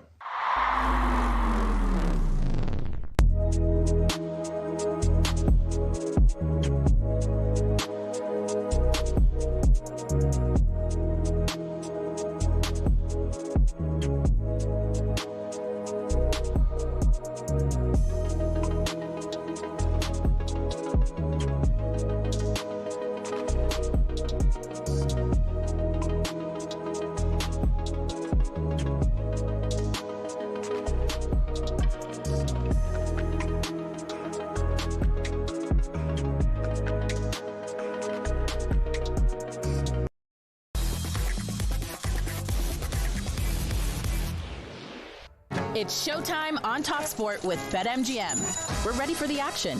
Are you? Visit betmgm.co.uk or download the app. 18 plus. Gambleaware.org. And here is Sean Martin from BetMGM to look at some of the top sporting events, discuss the latest odds, and by and large brighten up our morning. Sean Martin, good morning to you, my friend. Champions League last night, what do you think of it? And then Palace in the Conference League and Villa Forest in the Europa League tonight. So a bunch to get through here. Yeah, morning lads. Champions League final now set. It's PSG who go in as favourites, 23-20 to win in 90 minutes. So over even money, similar to what they were last year against Inter, 8-13 to lift the trophy as well. Arsenal just a shade over 2-1 to win it in normal time. just over evens to lift the trophy in their first Champions League final since a certain Henrik Larsson broke their hearts back in 2006, Jim. Wow. Arsenal, the underdogs then, and underdogs, to be fair, don't usually win the Champions League final. Chelsea, the last team to go into it as underdogs and win. Both times they did it actually as underdogs. The City game in 2021 and the Bayern one in 2012. But that does show it's unlikely but not impossible. And of course, Liverpool famously, we were talking about it this morning, famously faced a bigger gap in quality in 05. They went into that final around 5-2 that year. I think it's fair to say PSG, like AC Milan in 05, better team, better top level individuals, better manager, and Arsenal have no Steven Gerrard as well, of course. But at 2-1 or so, it's not a foregone conclusion at all. Bringing things back to the present, Crystal Palace, Simon, a 3-1 aggregate lead, 100-1 on to qualify at home to Shakhtar tonight. They might have lost 3-0 at the weekend, but at Selhurst, they're just a different beast. 7 unbeaten, 6 clean sheets. It's going to be a very difficult night for the Ukrainians to stop Palace making that final in Leipzig on the 27th of May. Will you be making that trip if all goes to plan? No, I shall watch from afar, but I shall watch with admiration because it will have been a job well done. I think they could have. Always thought they could win the European Conference League. I think the work was done in Poland by beating Shakhtar. That was a great result because I didn't think I saw that one coming down the pike. At home now, they should sail through this without wanting to be disrespectful to the opposition. They should manage this game through. And maybe the advantages of not playing in the Europa League will give them 2 seasons in Europe, because if they can win the European Conference League by beating either Braga or Freiburg, and they shouldn't be fearful of either one of those, then they get another season in European football. Oliver Glasner gets to sail off with another European title under his belt, and the memories of him will be diminishing the outburst back in January and remembering the fact that he won them the FA Cup, won in the European Conference. But this is fabulous for Palace.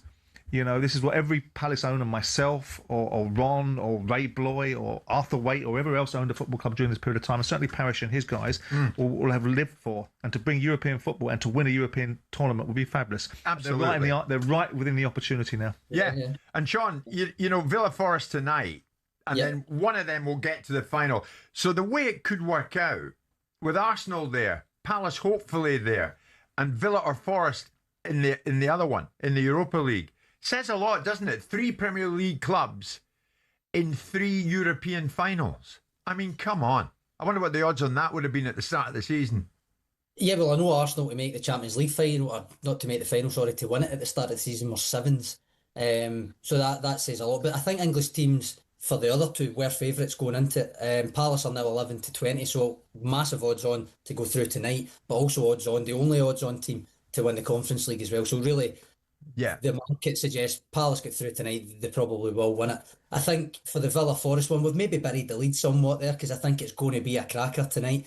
Aston Villa 7-10 favourites to win the game in 90, but actually over even money to qualify.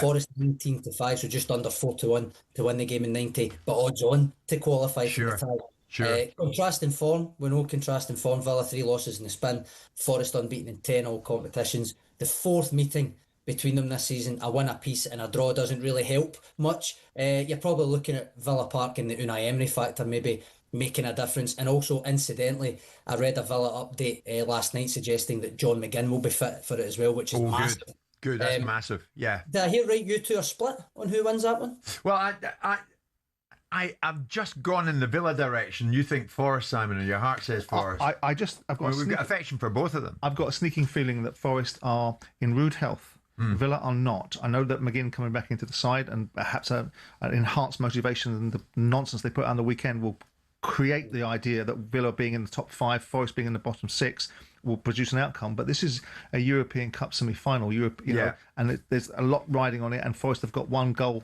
advantage. So I just got a feeling that maybe Marinakos and all that goes with him is going to deliver this bleeding outcome that he said he was going to. Interestingly, with Palace maybe going on to win the Europa Conference League, and you've got a big interest in that. I do. But funnily enough, when West Ham won it, it was a run of the litter competition. Because I think it is. I still think it's a run to the litter. Oh, you do? Well, it's like if you're going to be in a competition, you might as well win it, right? But let's not get out of our prams. But you mean it sounds like the Champions League final? No, and I didn't. I said it gives you an opportunity to. First of all, they shouldn't be in this competition. They should be in the Europa League. Well, actually, if Chum Textor had joined it. That's the pair of them. That's bad management and structuring between all of them, right? Right. But the fact of the matter is that they win the European Conference League, they qualify for the Europa League, they get 2 seasons in Europe. Not at one point did I say, isn't that wonderful? But it is great for Palace. So it's a valuable trophy now, though. As opposed to runt of the litter. It's the runt of the litter. It's still the runt of the litter. It's a valuable runt of the litter. For a club like Palace, yeah, and for a club like West Ham, yeah, but it ain't no European Cup. It's not no Champions League, and it's not the Europa League. It's the extra tournament that's been shoehorned into the schedule for a few quid. It's true though, isn't it? That was magnificent. You just get out of that. Here's one close to his heart. Wardley Dubois. Simon's looking forward to that. What are you thinking, Sean? Yeah, I'm very much looking forward to this one as well. I mentioned this to you way back in February when it was announced, but there's just something about the kind of contrasting storylines, the parallel careers. Dubois, elite amateur, won ABAs, would have been an Olympian, but he went pro. Wardley worked in recruitment, started late, white-collar events, no really official amateur pedigree, and yet they both pro debuted on the exact same night in April 2017. 9 years later, fighting each other for a world story. Brilliant. Yeah. It's even the fact that Wardley holds the belt, granted, even that, I just love it. And Wardley is actually going into this one on Saturday as favourite, though not too much between them. He's 4-5, just a shade under evens. Dubois 21-20, so a smidge over evens. I listened to Top Boxing, Simon, while I was doing my dishes as usual. I won't ask you to pick a winner because one, I heard you say you wouldn't on there, but also two, because I'm much the same boat. I oscillate between Wardley one day, Dubois the next. Yeah. I will see what it's like when it comes to it, but what I will put to you is that both are over even money to win by KO, TKO or DQ. They've inflicted 40 stoppages between them so far, 42 pro wins. Surely this simply just doesn't go the distance. Well, you can't see any parallel universe where it does. They've both got a 95% knockout ratio. So who's going to stand in the middle of the ring for 12? I mean, it's going to be a brutal fight. I mean, I'm doing something with them tomorrow. So depending who's ruder to me, between Daniel and Fabio, they both will be. Will light up on my decision of who I might choose to win this fight. But I honestly don't know. I mean, Spencer and Duke McKenzie picked Fabio Wardley. Paul Smith picked Daniel Dubois. On paper, it should be Daniel because look at the quality of opposition he's fought against. You know, Parker, Hooney, and Fraser Clark is not Usyk, Joshua, Hrgovic, and Usyk. Right. So the credentials that Daniel has, but Fabio Wardley is such an indomitable spirit. But what I can say is this is going to be one of the best heavyweight fights on British shores for a very, very long time, and everyone should watch it. I think so. I actually thought it was interesting to hear the guys on Top Boxing hypothesise almost about Wardley maybe looking a bit different now that he's a champion. Trying to box him, yeah. Also trying to box him. Curious though, as you say, how he takes Dubois' power as well. It's a different level. That's the question no one can answer until eventually, if he gets hit the way he got hit by Hooney and Parker, it's difficult to see how he withstands it. But he's shown no evidence that he can't take big punches. The only thing that is in the background is that once upon a time, rumour has it, and I shall ask Fabio this, is that Daniel put him to sleep in sparring. So we'll see. It might be you that takes the odd punch, but we'll see what happens. Night 14 in Leeds, Premier League darts. BetMGM right behind that one, Sean. What are you thinking briefly? Yep, night 14, and it's a home night for Leeds fan Luke Humphries. He did make the final last week, lost to Luke Littler in the end up in Aberdeen. Leeds has been a happy hunting ground for Humphries, though. He's won the night here in both the last two seasons. It's 7-2 for him to do that again here. He plays bottom place Josh Rock in the quarters. There's 2 playoff spots left to claim with Littler and Johnny Clayton already heading to the O2 at the end of the month. Puts big pressure on the likes of Humphries and Jan van Veen outside those spots, but also on Gerwin Price and Michael van Gerwen, who are in those spots not to lose their grip on them. So as always, 4 high quality quarterfinals on the agenda this evening. It's a Welsh derby actually to kick it off. Price against Clayton, then it's Littler in against MVG. That Rock Humphries match is third up, and then Van Veen against Stephen Bunting. One last thing is that Leeds has never seen a Premier League 9 darter. It's 6-1 for that if you think tonight's the night in West Yorkshire, Jim. Great stuff. Sean, as always, thank you, my friend. Sean Martin from BetMGM. Visit betmgm.co.uk, download the app. 18 plus, begambleaware.org. It's showtime on talkSPORT with BetMGM. Keep things golden with responsible play at betmgm.co.uk. 18 plus, gambleaware.org.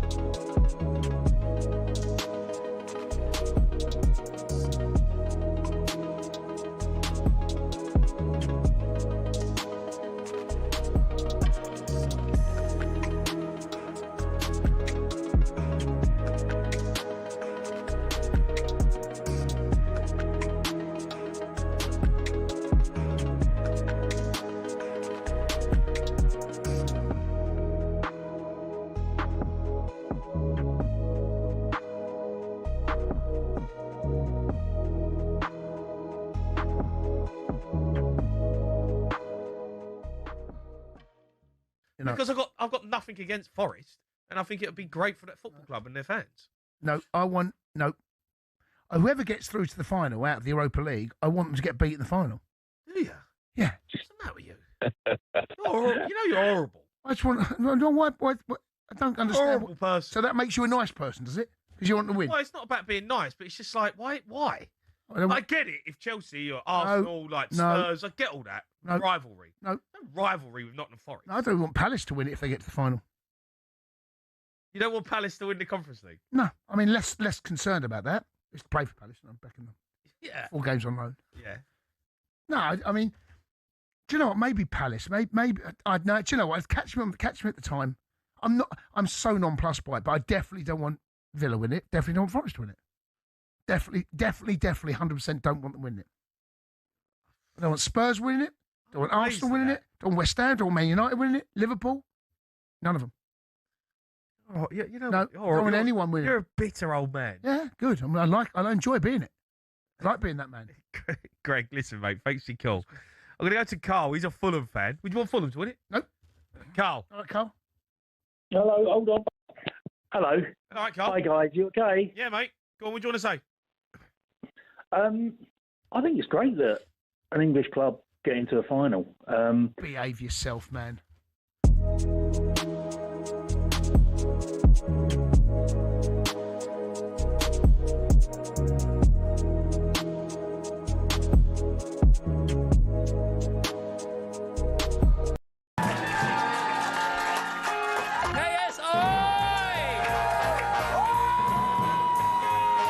Jumbo and Peter Capaldi! It just so happens that it's all you're amazing. Right. Paul White! Sir Lenny Henry! I was face down and the dog sniffed my crotch. It was very, very embarrassing. Staying out for the summer.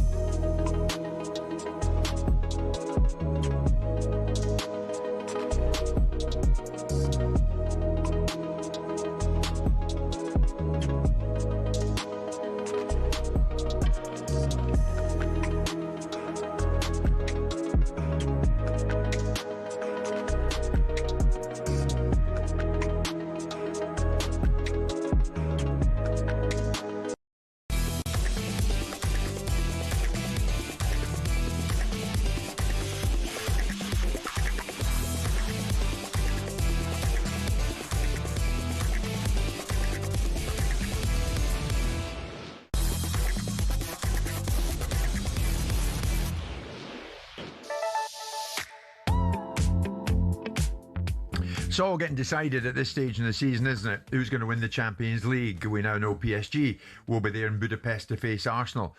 Who's going to get to the Europa League final? Will it be Forest or will it be Villa? Will Crystal Palace make it to the Conference League final? It's looking that way. And of course, in other areas, the Premier League. Who's going to go down with Burnley and Wolves? Will it be West Ham? Will it be Spurs? On and on we go. And on Wolves, interestingly, Wolves boss Rob Edwards, who left Middlesbrough, where he was doing pretty well, to go to Wolves to try and get them out of the situation they found themselves in, but couldn't do it. Rob Edwards also faced heavy criticism from his own support. At the weekend, his substitutes were met with angst, while the team was booed off after the 1-1 draw with 10-man Sunderland. But post-match, Edwards defended his decision not to acknowledge the home fans because he didn't want to incite any further anger. This was Rob. I was frustrated, but also I just thought I'm not going to incite it anymore at the moment now. Do you know what I mean? So don't want to make the ground any more angry. So that was probably why. The work that we do in the summer, and then we've got to get off to a good start. That'll be the sort of the important thing. I understand the situation at the moment. We've been relegated. We're bottom of the league. We've gone drawn a game against 10 men. We're just off the back of 3 defeats in a row. There's a lot of anger around, and I'm going to take it. You know, I knew coming in this was going to be really, really challenging. I knew at some stage I was probably going to be in this sort of situation now. It is weird, you know, why do we put ourselves through it? At times you do think, like, why do we do it? But it'll be all the more rewarding when we are able to turn things around. Well, and that's what he hopes to do. Funnily enough, Burnley boss Scott Parker at times faced criticism from his own fans at Turf Moor. And last week we saw what happened. He said goodbye to Burnley and off he went into the sunset. Yeah. I mean, it ain't easy, Simon, to repackage relegation vitriol into championship optimism, is it? No. Or is it? No, not really. I mean, Rafa Benitez managed to achieve it, but then again, I suspect when Newcastle had Rafa Benitez, he was talking out against the owner, and he was a big fish, a big catch. Rafa Benitez at Newcastle was something the Newcastle fans couldn't quite believe. So everything associated with relegation was not on his watch. Irrespective of what I think about Rob Edwards' motivations and lack of loyalty to Middlesbrough, he can't be blamed really for the malaise of Wolves. Has he made them better? Probably made them slightly better. It was difficult not to make them better because they were so bleeding dreadful. You saw a slight resurgence. They got a little bit more about them. They didn't finish the season having the ignominy of being the worst ever team in the Premier League in terms of points. They managed to avoid that ignominy. But he is the figurehead. He's the focal point for the fans' rage. They blame him for it currently because they got no one else to shout at. If you want to have this ridiculous scenario where you go over to fans and wave at them every time you win or lose or draw a game and shake hands with the opposition before you play the game, then you're going to get these sort of reactions from fans. Fans now are even more vociferous than they ever were before. In different ways, they're less tolerant of certain circumstances. I take on board Martin's points about using the language that he's used in the article because we can't on air, but I take it on board what he's talking about. Martin Samuel in the Times. It's a good piece. I made the point that that Scott Parker might as well leave Burnley. What's the point of staying? Because the fans are disenfranchised. They're a bit fed up with the fact they're getting relegated. Again, all they're going to do is give him a load of dog's abuse for the next 4 games. The deed has been done. The cast has been dyed, or the die has been cast. And here he is now staying around just to have a little few people that have a lot to say for themselves, tell him how he should have done his job. But that goes with the territory. And when Rob Edwards comes out, well, then what we do it for? You do it because you get a great big bag of money, son. You know, you don't do it. If you did it for 20 grand a year, I'd say, well, you're a martyr. You do it because that's the nature of the beast and the opportunity that comes with being a football manager, and it's such a rarefied opportunity. If you get to manage in the Premier League or the Championship and the kind of monies that they get paid to do these jobs, they're fabulous. So you take the brickbats. But as Martin Samuel says in the Times, Rob Edwards doesn't own Wolves' little catastrophe. No, he doesn't. And he's right. No, he doesn't. But okay.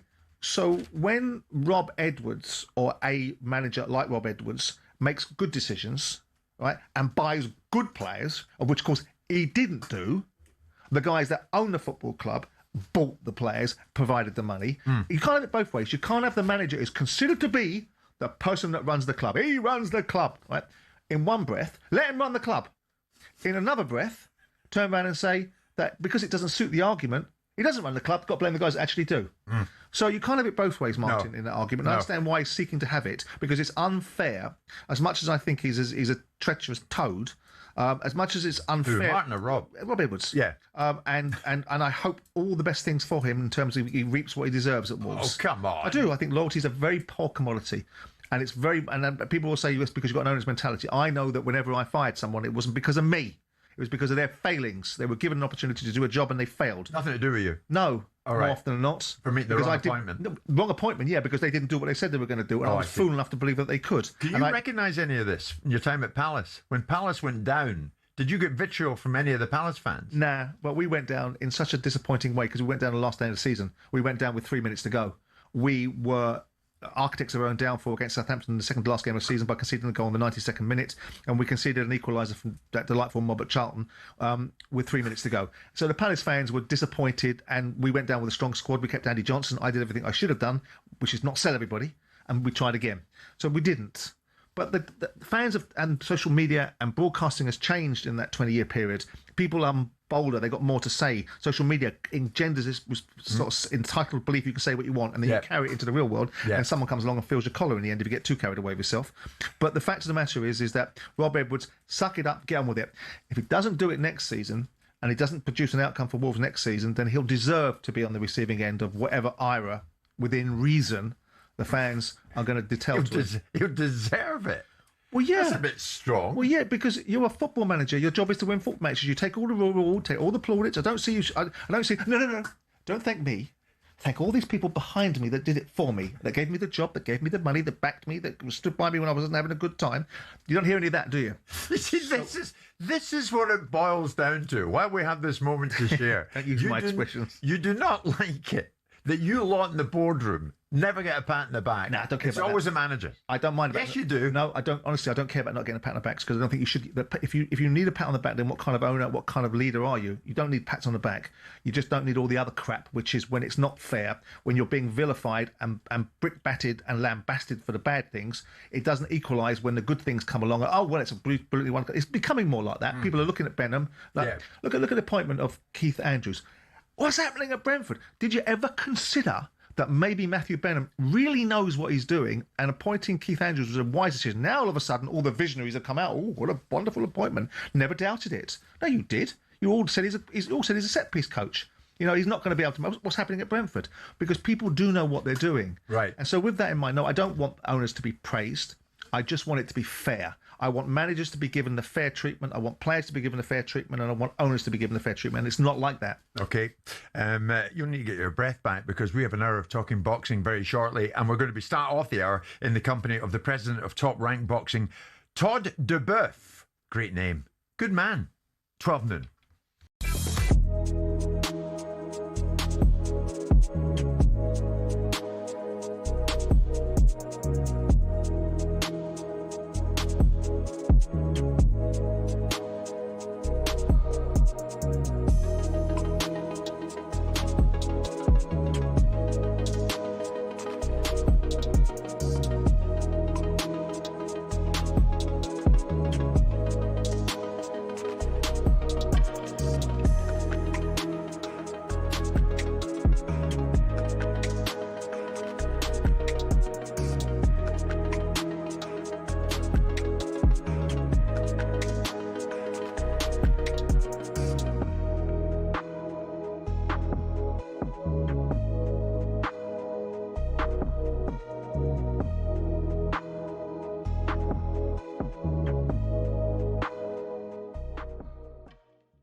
So at the moment, Arsenal sit top, 5 clear of Manchester City, who do have a game in hand.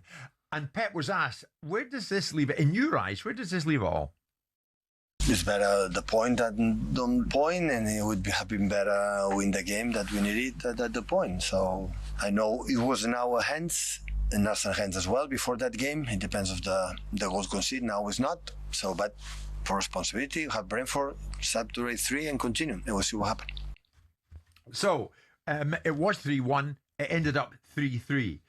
Next up for Arsenal, West Ham away. Do you, like Thierry Henry, think you better watch that one? Of course. You better be careful of that one. Of course, because this isn't Tottenham rocking up to Aston Villa that couldn't even be bothered.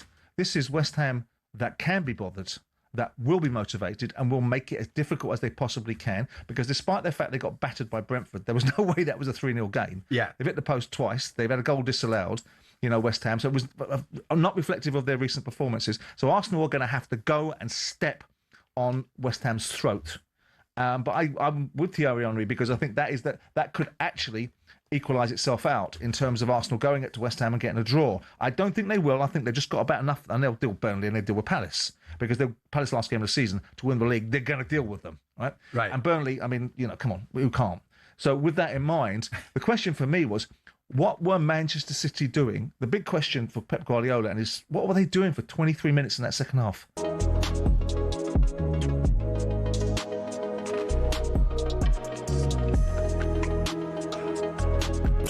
talkSPORT Sports Update, powered by the Nissan Van range. Commercial vehicles built around your business. Search Nissan Vans or head to your local Nissan Van centre.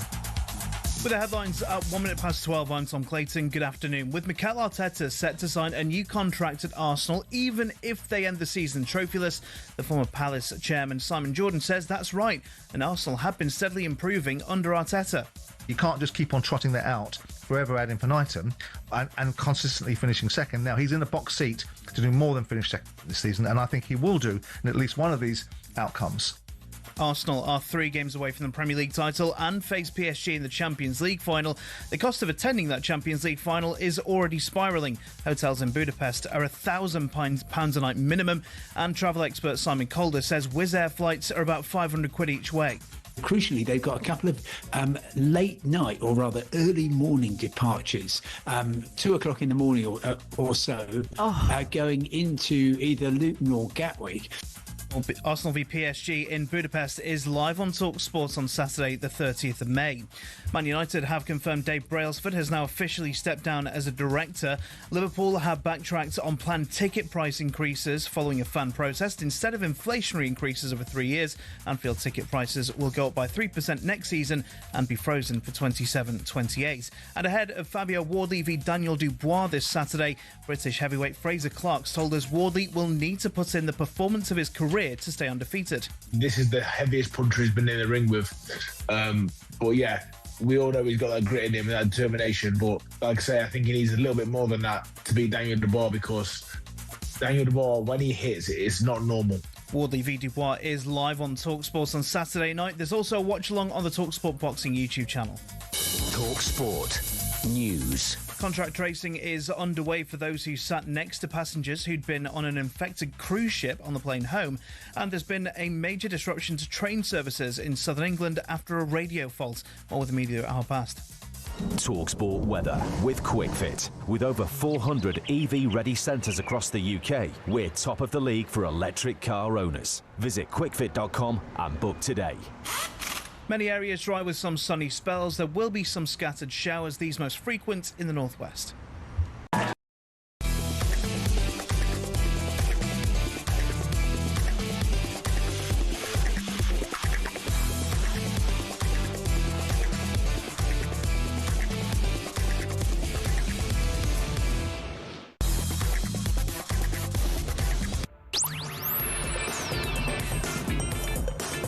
Good afternoon, everybody. 4 minutes past 12 noon. It's Jim White and it's Simon Jordan this Thursday lunchtime, and we are live on talkSPORT. So much to look forward to, not least tonight, the All-English Europa League semi-final second leg between Aston Villa and Nottingham Forest. Here's Chris, a friend of mine, Simon, listening to Simon, and I agree with him. We'd love it if Forest can get there. I think tonight goes to penalties. We're destined to get to the final. You never know, Simon. It's going to be epic tonight, I think, one way or t'other. Oh, yeah. Really I think it's a game to watch, absolutely. I mean, Yeah. there's so much at stake here for everybody concerned, and it'll be such a fascinating game. Absolutely. Atmosphere will be electric, I suspect. Sure will. This Saturday in Manchester, the atmosphere will be electric as well, because Fabio Wardley defends his WBO heavyweight belt against Daniel Dubois, a fight you can watch on DAZN or listen to live with us right here on talkSPORT. In a moment, we're going to head up to Manchester and hear from the boys. Spencer Oliver is waiting to speak to us. So too is Adam Cattrall. But this week, the boys have been out and about and spoken to the two fighters. And on Fabio Wardley, it was interesting to hear from him. He was asked, how do you see the fight playing out come Saturday night? Look, don't get me wrong, I'm a problem from the beginning to the end. But especially in the beginning of fights, I think I'm very sharp, I'm very switched on. I'm never trying to hang around. Like I'm not trying to drag it out any longer than it needs to be, and especially not with someone who punches like Daniel does. I'm there to kind of get through him and take him off and get him out of there as quick as possible. So I'm going to be dangerous throughout, but don't get me wrong, especially in the early stages. No matter how the fight goes, at some point you will bring him into the trenches. What happens when you do that? I think we all know what happens there. I think I'll run him over, like in the trenches, in the deep waters of it. That's where I'm at my best. That's where I compete the best. That's where I've got a clear advantage over Daniel. And if he wants to meet me there, then best of luck to him. But I don't think he will. Does this end in stoppage? Sorry? Does this end in a stoppage? Yeah, 100%. Yeah, 100%. Look, whether it goes in the first or goes in the 12th, but one way or another, he's getting out of there. Fabio Wardley is unbeaten with one draw in his record, 20 wins, no losses, one draw. Dubois has 22 wins on his record with 3 defeats. Here we go, Simon. I know you're eagerly looking forward to it and you're going to be there. Already there are Spencer Oliver and Adam Cattrall. Guys, what do you make from the demeanours of both fighters so far? Dubois seems quite animated, a bit twitchy now and again. Fabio seems cool, calm, collected. Would that be right? What do you think? Yeah, I think that's a fair assessment, Jim. You know, Fabio Wardley, he would have grown into this position now as WBO world champion. You know, that will elevate him to another level, that's for sure. And I think we've seen that, you know, in his demeanour through this week, actually. He's oozing confidence, he seems relaxed, he's got a game plan, he knows what he's going into. He also knows what he's coming up against in Daniel Dubois. For Daniel Dubois, this is an opportunity for him to get right back to the top. Now, I've been up close and personal with Daniel in the gym. I've seen how he's training under the watchful eye of Don Charles, and he's doing everything right. Can he implement that into the fight? Will that effect of Alexander Usyk in his last fight, that fifth round KO, have affected him? Will it have affected his confidence? That remains to be seen. But what I've seen from Daniel Dubois in the gym is all good. He looks great. He's in great shape. Tactically, if he gets it right, this is a real 50-50. Adam, good afternoon to you, mate. What do you think? Who's got more to prove and who's got more to lose in this fight? Oh, what a question that is. More to lose. Well, the champion. He's got the belt, hasn't he? He's the guy that holds the WBO championship, and he's probably one step away from fighting the king of the division in Alexander Usyk. What Spencer was just touching upon then, and what we just heard from Fabio, I think he's kind of nailed it a little bit, because Fabio's talking a lot about hitting the trenches, and there's a difference between having a boxing contest and a fight. I think if this turns into a fight, it absolutely favours Fabio Wardley, and that's what he wants to drag Daniel Dubois. When we're talking about skill set, I think Daniel Dubois does hold a higher skill set than Fabio Wardley in the world of boxing. If he can box, stick to a game plan, not get carried away by emotion, not get distracted, I think this is Daniel Dubois to lose. But we've seen Fabio Wardley drag other people into fights on many occasions, and I think a lot of fans that are paying the ticket Saturday night, they want to see that, don't they? Boys, isn't the bigger question, as far as Fabio is concerned, he's going to get hit. We know that Fabio is not difficult to find. We've seen him hang his chin out against Justice Hooney and against Joseph Parker. Daniel Dubois is not Hooney or Parker. So if Daniel Dubois lands on Fabio, is there any doubts in your mind that Fabio is going to be able to take that kind of power, given the fact he's never been really on the receiving end of it?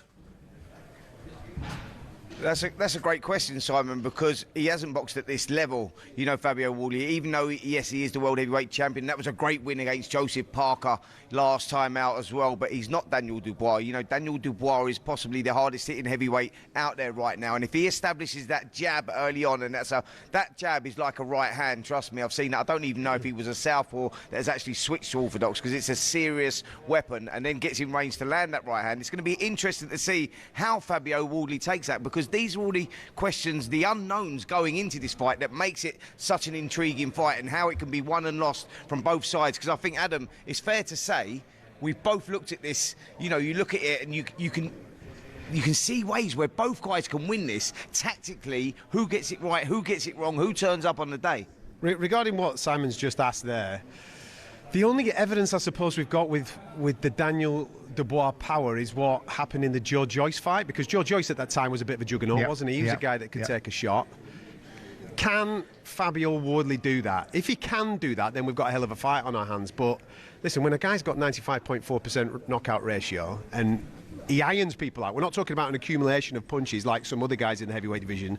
We're talking one-shot knockout power. If that lands on someone's whiskers, the majority of the time they do go over. That's going to be a big thing. When that happens in the first 6 to 9 minutes of this fight, how does Fabio react? If Fabio reacts like Joe Joyce reacted when we fought behind closed doors, obviously, and we got the fight that Joe Joyce managed to turn around and win, then we've got a hell of a fight in our hands. So, psychologically, boys, how are you seeing Daniel wired? We know that he's wired slightly differently, and we know that he doesn't carry losses in the way that other fighters do. But we've also seen him quite terse and tense. We saw him in the studio when he fought Usyk, where he was terse and tense, and Usyk was very calm. We saw him in the face-off with Anthony Joshua, where Anthony Joshua tried to buoy him off a little bit, and he wasn't having any of it. What are you seeing from Daniel in terms of his psychological wiring going into this fight? Because Fabio looks as cool as a cucumber. What I've seen in the gym from Daniel is he's switched on, he fancies it, he's really up for it. But you're right in what you said there, Simon. You know, you bring up a couple of points there. You look at the Anthony Joshua fight when he was entering that stadium, and you looked at him and he looked like a gladiator. He looked focused, he looked totally on it, and you thought, whoa, this guy's going to be a tough guy to beat.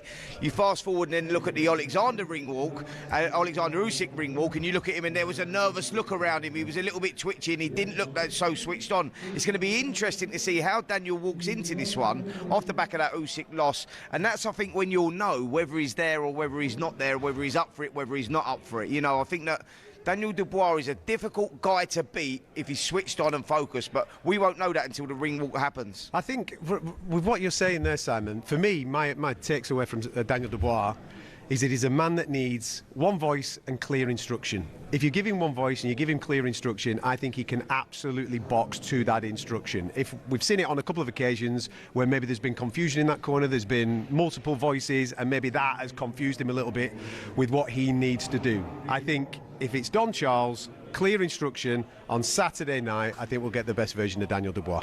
Boys, before you leave us this lunchtime, we're going to be joined incidentally by the president of Top Rat Boxing, Todd DeBoeuf, very shortly. On this fight, Adam, and this is for you as well, Spencer, where does the winner go? Where does the loser go? What's next for both of them? I think there's two different directions here, and normally I would just have one clear direction for the winner of this, but I think there's two directions because I think it's very difficult to sell a third fight for Daniel Dubois with Alexander Usyk. I think if Wardley wins, absolutely 100%, he should be shouting for the top dog of this division because he's earned the right to have a shot at the king. I've no doubt they'll try and push Moses Atama his way because he'll be the number one with the WBO.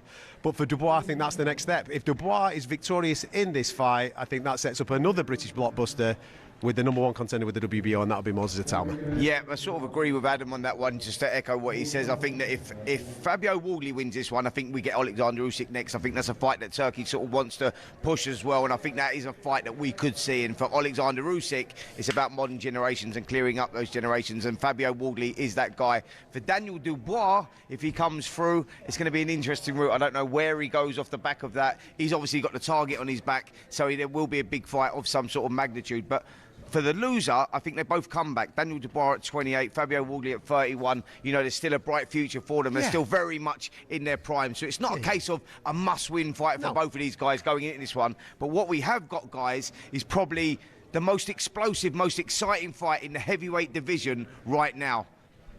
Agreed. Okay, Adam, who wins it? I've got a stat for you, Jim, right? And Simon will remember this because he was around at this time watching these types of fights. Only one fight in history, in my lifetime, has actually exceeded this particular fight when you're talking about combined knockout percentage ratio.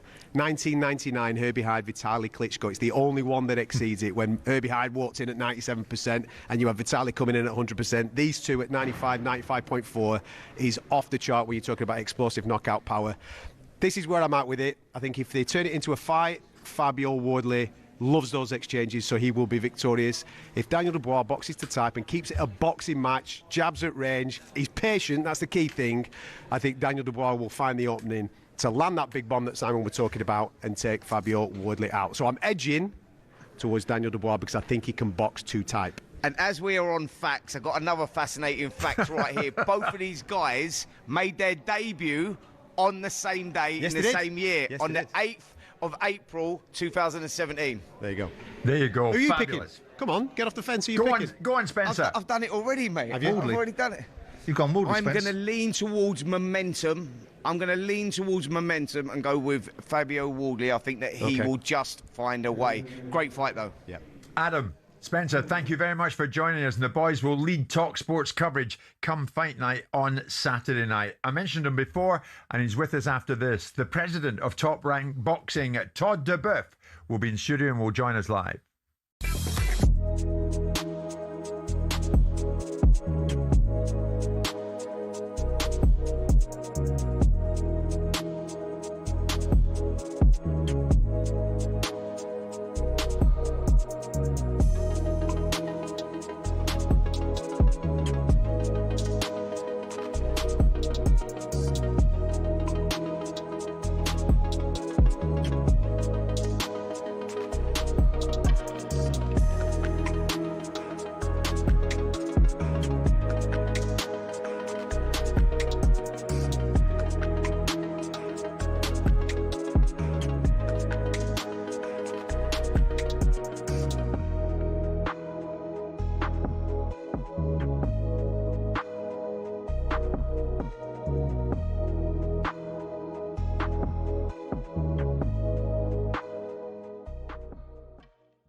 Real Madrid striker Kylian Mbappe, who has faced criticism from his own fans after taking a trip to Italy on a mega yacht with his partner. He's recovering from a hamstring injury he suffered on April the 24th and was given some days off last week.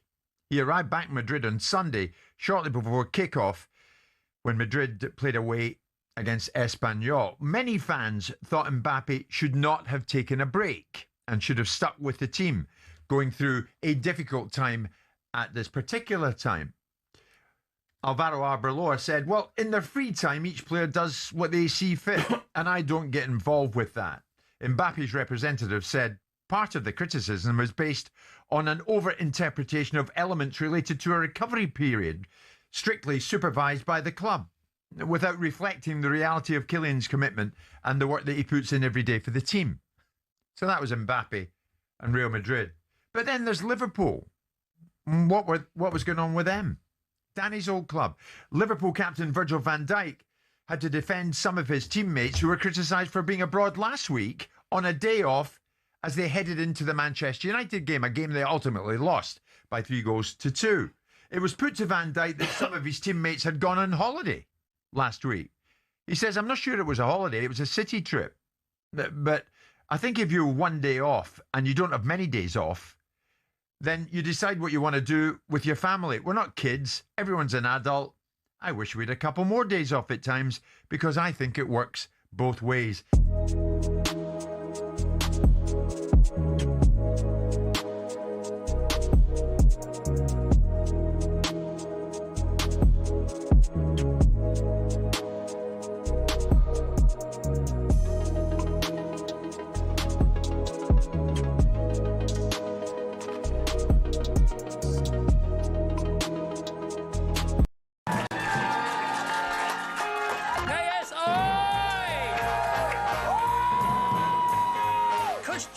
Peter Capaldi!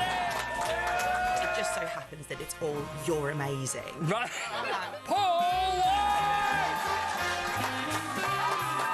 Sir Lenny Henry! I was face down and the dog sniffed my crotch. It was very, very embarrassing. Staying out for the summer.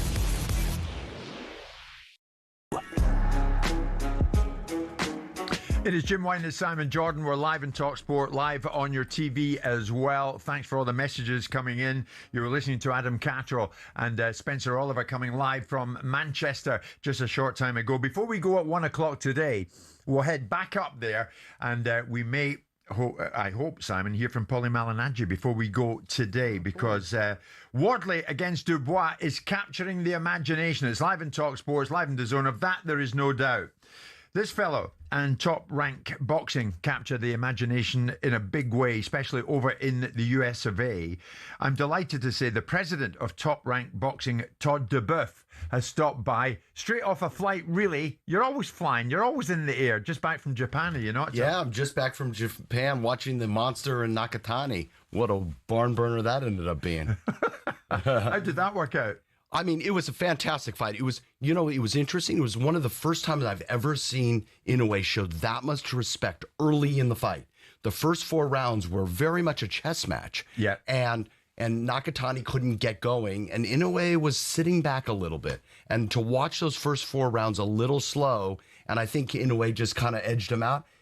in the middle, 8, 9, and 10, Nakatani came on, started backing him up, changed it. You saw, in a way, have to do some changes there. Headbutt changed the fight, I thought, in the 10th round. Right. And then it was hard for Nakatani to come back. I think he broke his orbital socket in the 11th and 12th, which he got away. It was a 7-5, 8-4 fight. It was a very good, excellent fight. And the biggest fight in Japan history. Well, I was going to say, I mean, it captures the imagination out there. It's huge there, Sam. You've been in that part of the world. I haven't. Yeah. I mean, they love it. They love the fight game, don't they? They love it. It's been wonderful. It's, they have a long history, too, of great fighters. Yeah. And, we were talking about it, even Mike Tyson and Buster Douglas was at the Tokyo Dome in that same building many years ago. Sure. One of the greatest upsets we all remember. Absolutely. Boxing in 2026, Todd.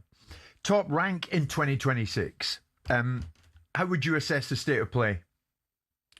I think the state of play is interesting now. I think it's, it was, talking about what we've done. We just did a deal with DAZN. And we're really excited about it. It took a little longer than we had hoped, right? We were trying to figure it out. But we're just seeing these seamless, matches that we're able to make. There's no friction anymore. There's no one network over here, one network over here, using the excuses. And us and Eddie have rolled off a bunch of matches, being from the fall to now. Yeah. We got Keyshawn Davis coming up. We're going to be doing in Norfolk next week, and then we're going to go into a Boots and Xander Zayas fight, which is fantastic. We got Cordina and Abdullah Mason.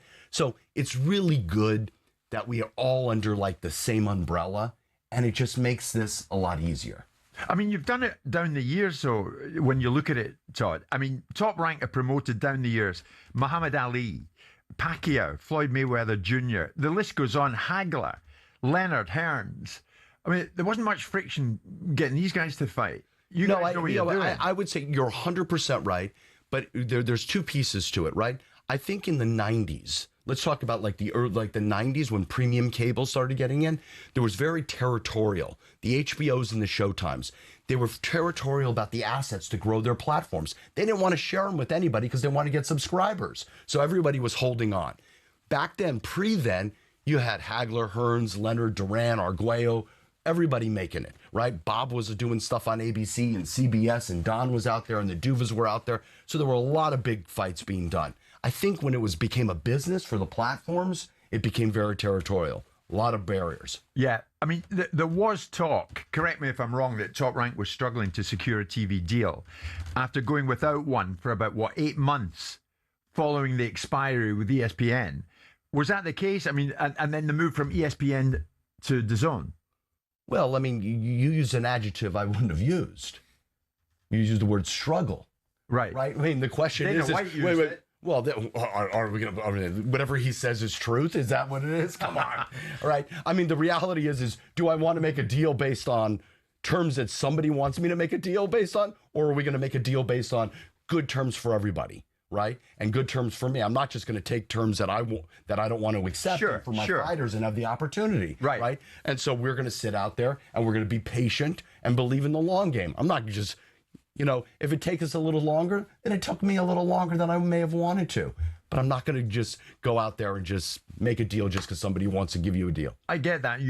Get that as well, Simon. These guys do not immediately agree to things. It would have been a stick to beat Top Rank with, because if you don't have a broadcast deal, then you have difficulty selling it to your fighters about what the future looks like for them. Right. And people could make the case that every Tom, Dick and Harry's got a broadcast deal with DAZN, and last in line is Top Rank. So you could look at the fact that they've been not particularly that enthused at DAZN to do a deal with them. But he will, of course, not like the adjective of struggle. No one knows whether they struggled or didn't. Here they are now with DAZN, and as long as it can make fights, as long as we can see the best fighters fighting at the right time in the biggest fights, and if DAZN, who've got huge ambitions, lofty ambitions about what they're going to do and how they're going to do it and what fighters need to do and who's going to fight who and what the obligations upon fighters are in terms of broadcasting responsibilities and promotional activities. Right. They're very ambitious, so it makes sense for it. It's a VOD platform. It's digital. It breaks down the barriers. You've got Netflix over here riding high now again in sport terms in terms of creating a different set of content than it was originally done.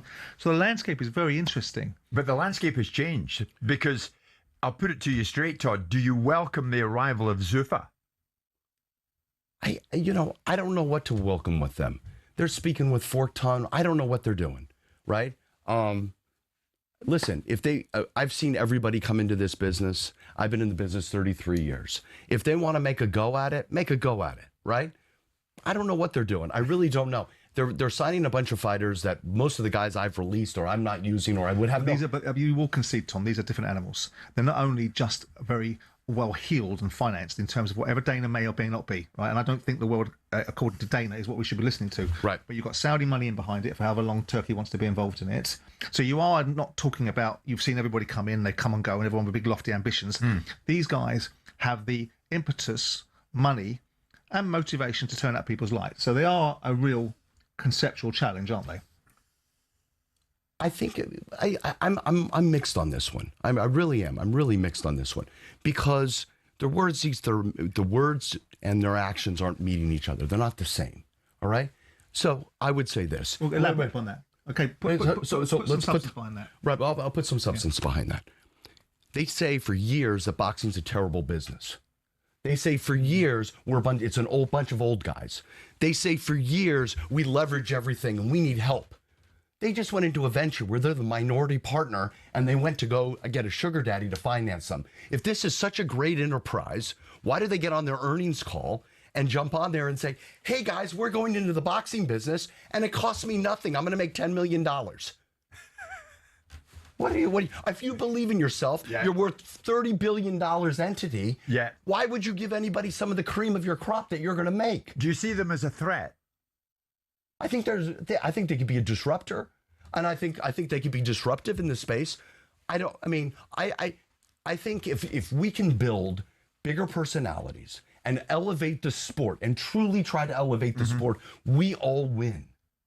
We all win. It's not a zero-sum game. Right. Yeah. Right? Now, they want to play a zero-sum game because that's the world they're used to. Sure. And they want to wipe you out. They want to wipe everybody out. And what are you going to do about that? I'm going to stick to my game, and I'm going to work with my partners, and I'm going to believe in what the tradition of the legacy of the sport is, and we're going to keep kicking ass, and I'm going to develop markets in Japan and Mexico and Puerto Rico and all over the world and work with our partners that have great reach in Europe and Asia, and we're going to be, the sport is huge. It's an international sport. These guys see everything through the eyes of America. Yeah. Yeah. Right? And they use the leverage of two big products that are largely American products, and they hammer it and they say, give me a boxing deal. I want to go get a boxing deal. And I want Shane Mosley Jr. to be my Sunday night fight in Eddie's garage, as he calls it. Right? So, I listen. Todd, you were like a prize fighter there. As soon as you mentioned Zuffa, you came out of your corner fighting, gloves up. You were ready for it. Listen, I grew up with the guys. I know all these guys very well. I know what they're about. I know what they do. And listen, they've done a great job with UFC. Great job. Brilliant job. Sure. They did a really good job. Sure. And I think, I just think there's a little bit of a forked tongue speaking. Okay, we're going to take a short break. We'll gather our breaths. Muhammad Ali Revival Act. We're going to talk about how that will change the landscape of boxing. Stay with us.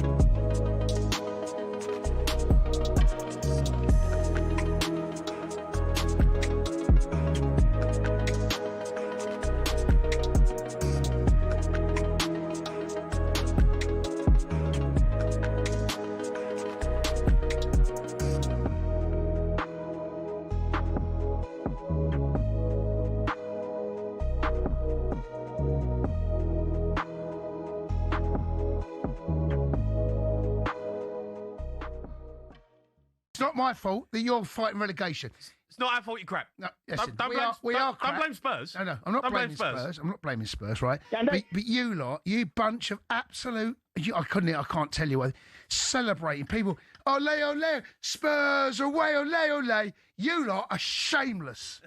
Absolutely shameless. It's just who we are, mate. I mean... Good team, Forrest. I mean, well played. A good team. Do you know what? A good team. Here's the stats. Are you coming with stats? No, I know, but this is actually quite damning. Now, what's happened to you lot? Listen, what's happened? This is quite damning. What's happening? Next season, you going down? Hold on, this is quite damning. All right. Forest. They are joint. We are currently on statistics the worst side last 6 games of the league. Yeah, bottom. Forest.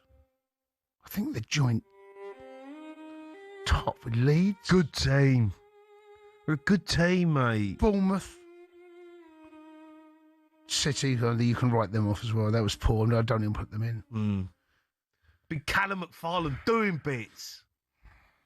He's doing bits, mate. You should sort of keep him on. He's doing all right, you know. Doing all right.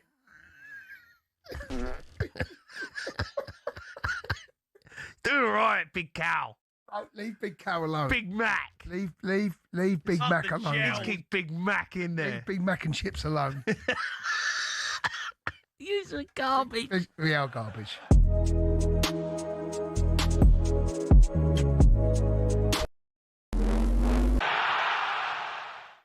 After reaching back-to-back Champions League finals, Luis Enrique is reminding everyone of what he said when PSG struggled through the group stages. What did I say? That I don't see any team being better than we are. There were a lot of critics. Everybody said that PSG maybe wasn't that great. But I was right. Enrique's PSG showed they can play in a low block if they need to. Their 1-1 draw at Bayern was enough to win the tie 6-5. Meanwhile, we're told this Champions League final is the best get-rich-quick scheme in the history of Budapest tourism. Here's travel expert Simon Calder. Hotels has been widely reported, typically looking at £1,000 upwards. If you want something decent, then probably for a couple of nights, you're looking at 5,000. So my strong advice is don't stay in Budapest. Hotels around the final could cost upwards of £1,000. Simon's advising fans to stay outside Budapest and get the train in to save money. Meanwhile, we understand Arsenal have already held talks with Mikel Arteta about extending his contract, which expires next summer. Arsenal women are gutted after drawing at Brighton to allow Man City to win their first WSL title since 2016. Arsenal's WSL disappointment follows their Champions League semi-final exit. Here's Alessia Russo. We're disappointed. We've had a heavy week of results and football, but you have to bounce back. We've got 3 games left. We want to finish on a high and go again ready for next year. And Nottingham Forest will make a late decision on Morgan Gibbs-White. He could play in a mask tonight after splitting his face open against Chelsea at the weekend. There's more at talkSPORT.com.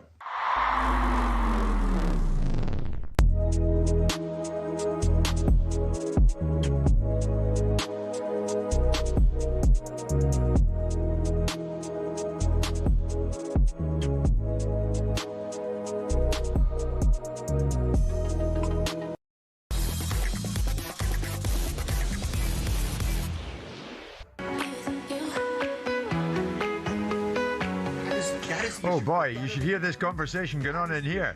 That is the issue. You can hear the conversation going on in here. It's back on the air. It's Jim White and Simon Jordan. We're joined by the president of Top Rank Boxing, Todd DeBoeuf, who's thoroughly enjoying his chat with Mr. Jordan off air, but now we're back on here, guys. And we're live in talkSPORT with Selco Builders Warehouse. It's where the trade goes. Todd, so much to get through. I know we've only got a short time left with you, but I want to touch on this today because where it could lead to is highly significant. The Muhammad Ali Boxing Reform Act, often just called the Ali Act, is a federal law passed by the US Congress in 2000. It's considered as a Bill of Rights for pro boxers. Now, fast forward to today, the Muhammad Ali American Boxing Revival Act of 2026 is being framed as an attempt to modernize and restructure how the entire sport of boxing would work. Todd, my question to you is, how will it change Top Rank and the boxing landscape if indeed it is passed? I don't know that I honestly, when I saw this coming, it just made another thing that made zero sense to us. The Muhammad Ali bill was set up for protections for fighters. Yeah. Rules and regulations for promoters, rules and regulations for organizations. If you want to be both of them, just live up to the rules and regulations that are existing in the Muhammad Ali Act. Don't come in and say, oh, I get an exception to do this. And that's what they're asking for. And that's what they're going to get. So I agree with you. And I think because of the political influence they have, they're absolutely going to get it. But I believe that we should look at maybe a different way and say, you know what? You guys, let's make the comparison with Live Golf. You want to have teams, you want to wear shorts, you want to have a DJ at the starting, you want to have a different structure of rounds. You guys are one league, right? You can't play in our league. You go be Live over here, and we're going to go just stick with the premise of what But it's fascinating why you guys aren't being vociferous, because they're hijacking an act, precisely as you say.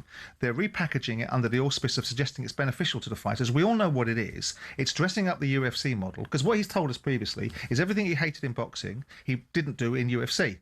So we know he hates the margins in boxing. We know that he doesn't like the margin split going to all the fighters because he's been sued under it left, right and centre by previous MMA fighters. He's now introducing that under the guise of better medical care, better circumstances. And nobody, Oscar De La Hoya's representation in the meeting, of the Senate presentation, because it's going to go through, it's bipartisan, it's going to go through, and he's Donald Trump's mate, so we have no issue there whatsoever. The only person that spoke any sense in that hearing was Muhammad Ali's grandson. Yeah. Right? But I'm surprised that you guys, where it affects you guys, where it may land in your space, this crap about UBOs being the way forward, which is one champion in one division, and how that's going to benefit everybody else, and the best fight the best, irrespective of what age they're at. But you guys are sitting there watching this land in your space.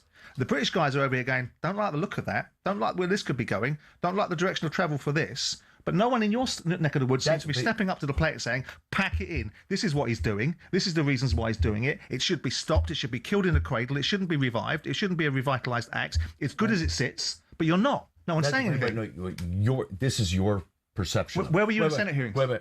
I spoke to congressmen and senators. Okay. All right. Didn't do much, though, did it? No, it didn't do much. And I saw where it was going, right? And my biggest thing is this whole misrepresentation. All right, they this $150 around. We're going to move to $200.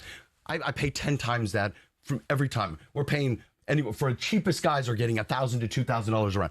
I pay for all the medicals. I spend $500,000 a year on MRIs, on medicals. But he's seeding narratives like he goes, there's 64 fighters have died in the ring in 900,000 fights. In his sport, 29 have died in the MMA in 7th. But no one is pushing that narrative out there saying this has got to stop. This nonsense that Dana is trying to do, which is a land grab, winning the media battle, which will get the hearts and minds of people and maybe influence the fighters, which may affect you further down the line. There's no effective pushback against it. The problem is, Todd, Dana White is best chums with Donald Trump. So the axe passing. You're never going to stop this thing. So what do you? That's exactly right, right? And when we approached this with legislators, we kind of saw the wink what was going on, right? So.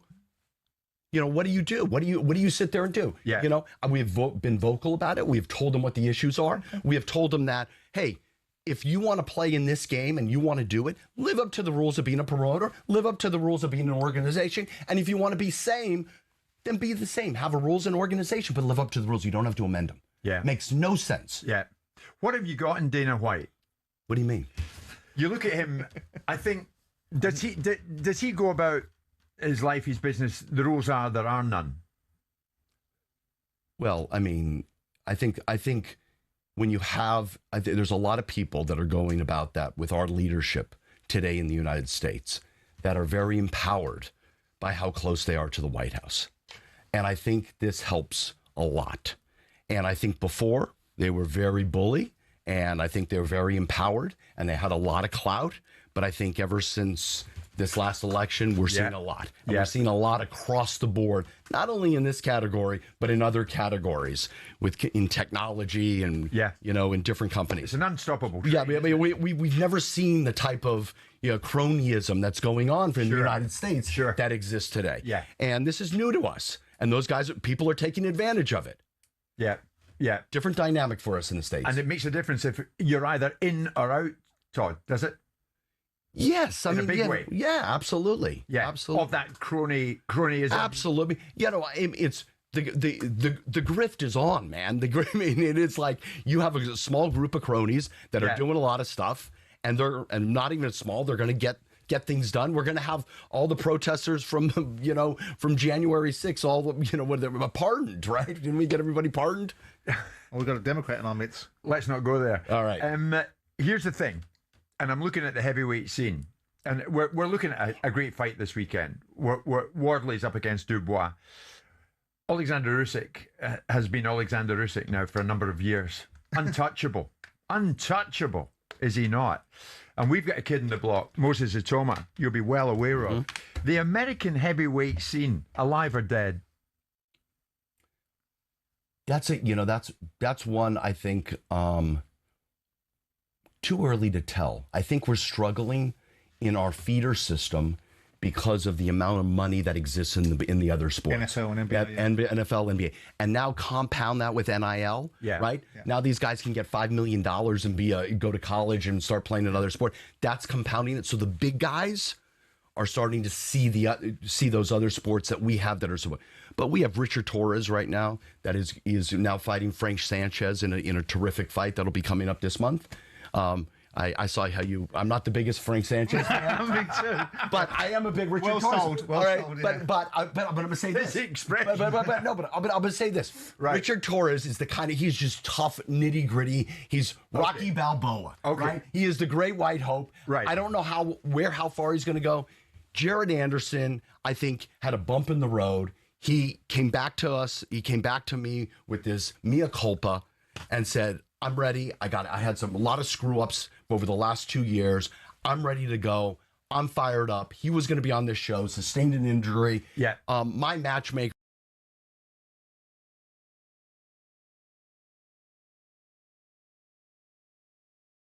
Todd, before you leave us, what are your thoughts? What's the American concept of AJ fighting Fury? Does it get you going? Well, but I don't. It hasn't hit the general fan base in America as much as it is here. Right. I think, and remember, we had a lot of Tyson's fights. Well, you in America, in States, yeah, in the States, and we were creating that momentum. He hasn't been back there in I think 5 years, right? So it's got a little bit of out of sight, out of mind. All right, and as a result of that, it's not as bubbly on the surface because our megaphone right now has got NBA, NHL, football draft coming up, WNBA. We have baseball, so much content flying. The fight fans, they want to see it because it's been talked about for so long, a decade, and it's finally here. I just love it because it's two great heavyweights. It's your version of, Ali and Frazier in a way, right? For the names, where they are in their career and should have done it in their prime back a couple of years. We can argue that back and forth, but I did a pretty good job with Mayweather Pacquiao. That was probably 5 years past their prime when that happened in 2015. Yeah, not happening this year in 2026, let alone which you should. I think I was in Boston for that, and I watched it in a very, very busy hotel, and everybody was into that Mayweather. Yeah, and it loved it. Yeah, and I just think that it's a wonderful, iconic moment for the country, for the sport, and the heavyweight division, and its body of work that it's been in Europe. Todd, always good having you in studio. Todd DeBoeuf, the president of Top Rank Boxing. We covered a lot there, and we could cover a lot more, but your time is limited. Todd, thanks so much for being with us. Thank you for having me. As always. And we'll finish today by heading back up to Manchester. Stay with us.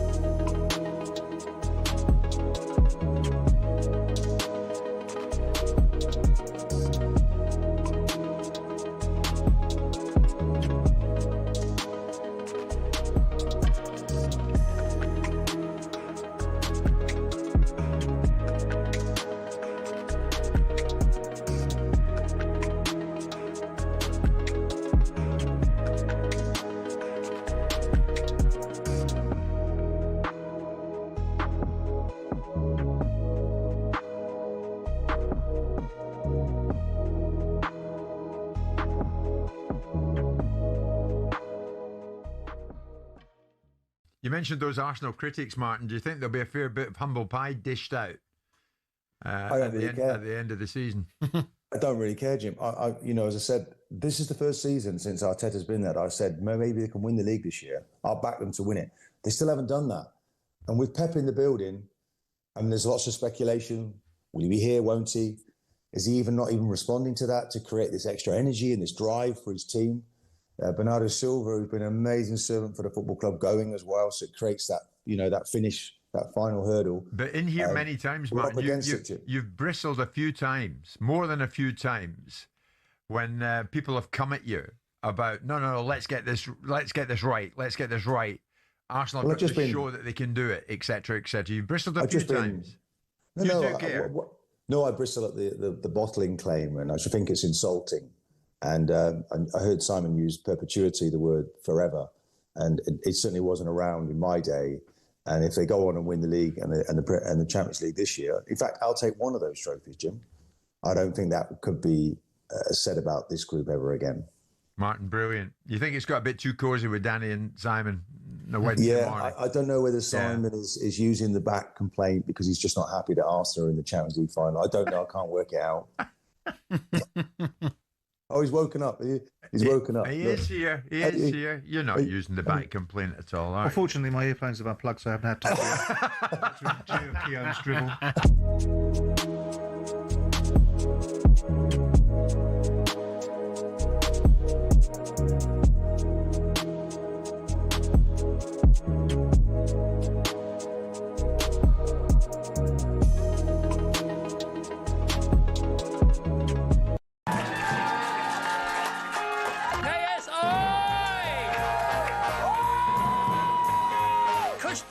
Peter Capaldi! It just so happens that it's all you're amazing. Right. Paul White! Sir Lenny Henry! I was face down and the dog sniffed my crotch. It was very, very embarrassing. Staying out for the summer.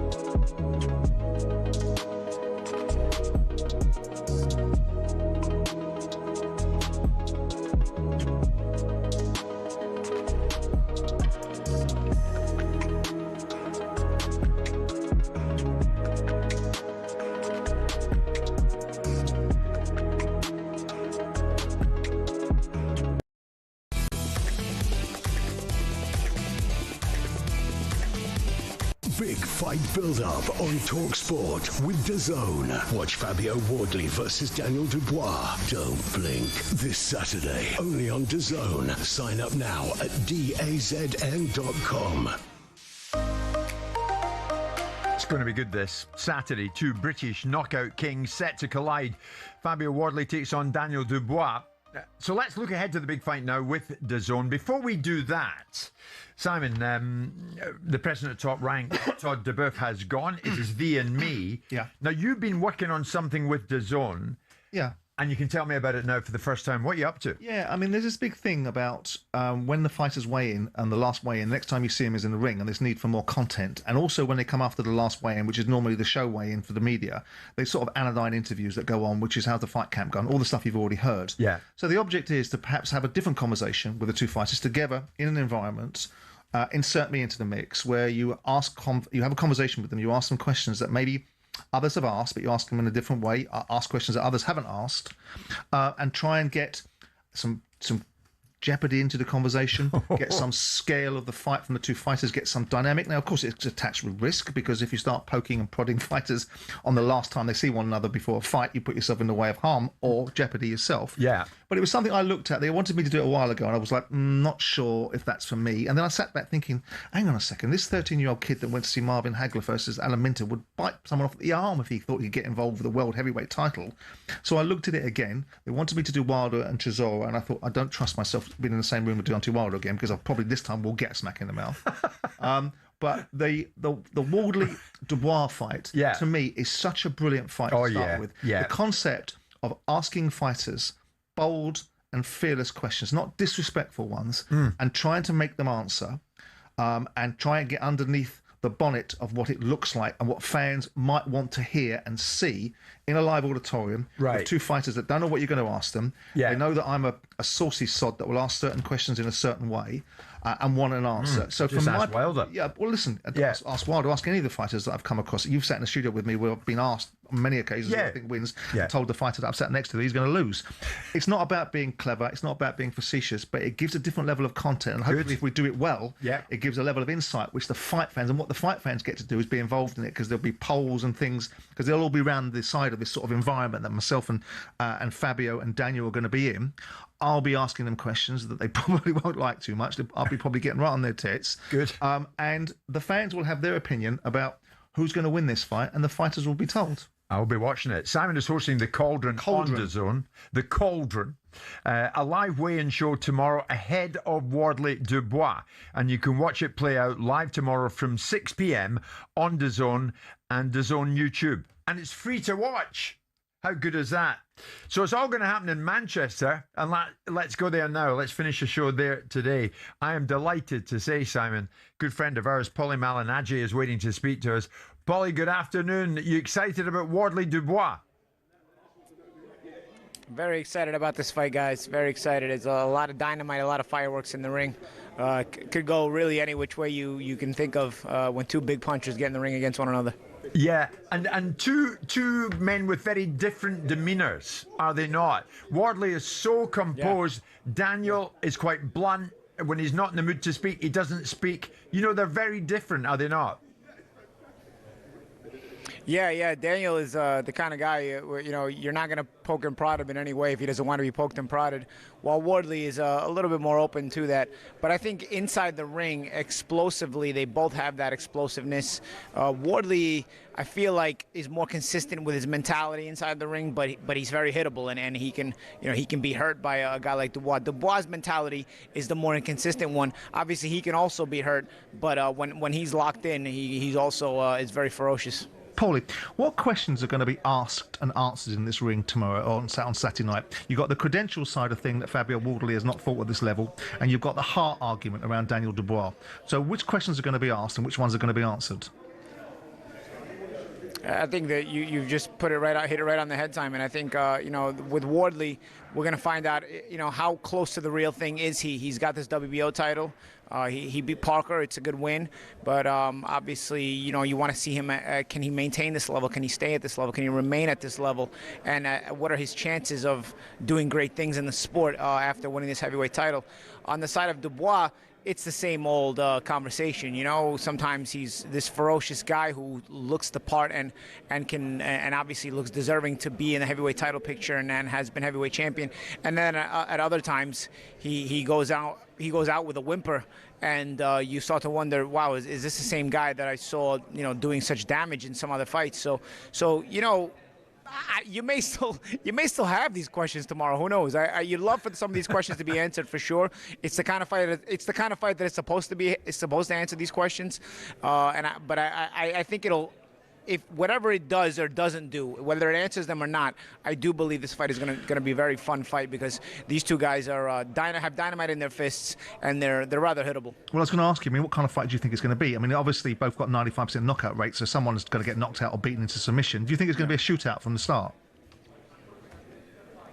I think so. I think maybe you'll have that first round trepidation, trying to get each other's timing and whatnot. But these two guys have the same mentality, They're knockout punchers. They want to go out there and get it. And I think the fight will, dare I say, devolve into a that kind of shootout where both guys have a serious belief in their power. I think it'll take maybe one guy landing a big shot. If the other guy takes it well, all of a sudden it'll be like, okay, you know what? You got me with your big shot. It's time to shoot my big guns, And from that point on, it'll devolve into this shootout until it ends. It's hard for me to see it going the distance.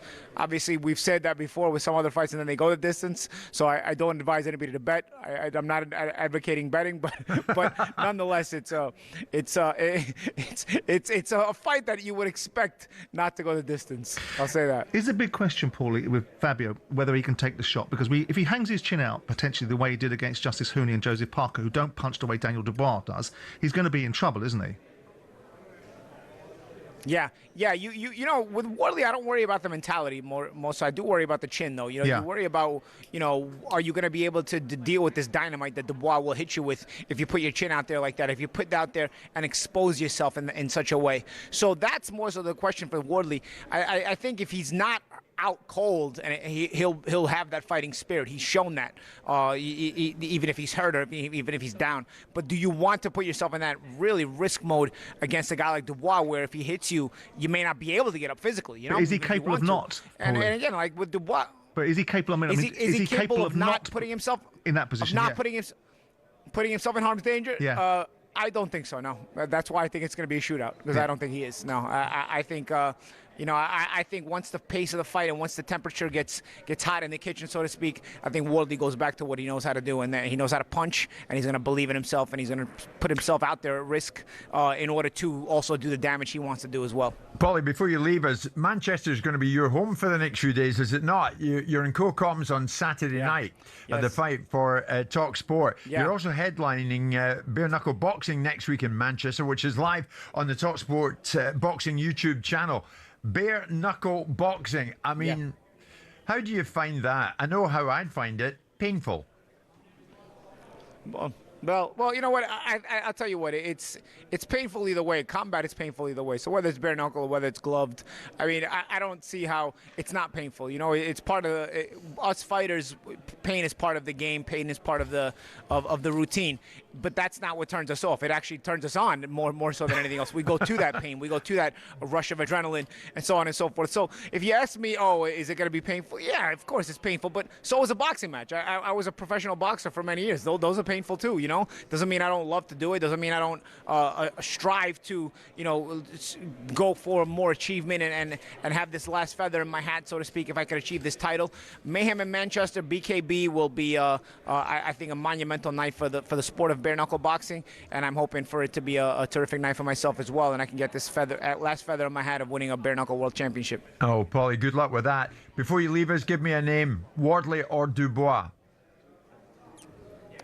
I'm going to say Wardley. Okay. Paulie, thank you so much for joining us, as always.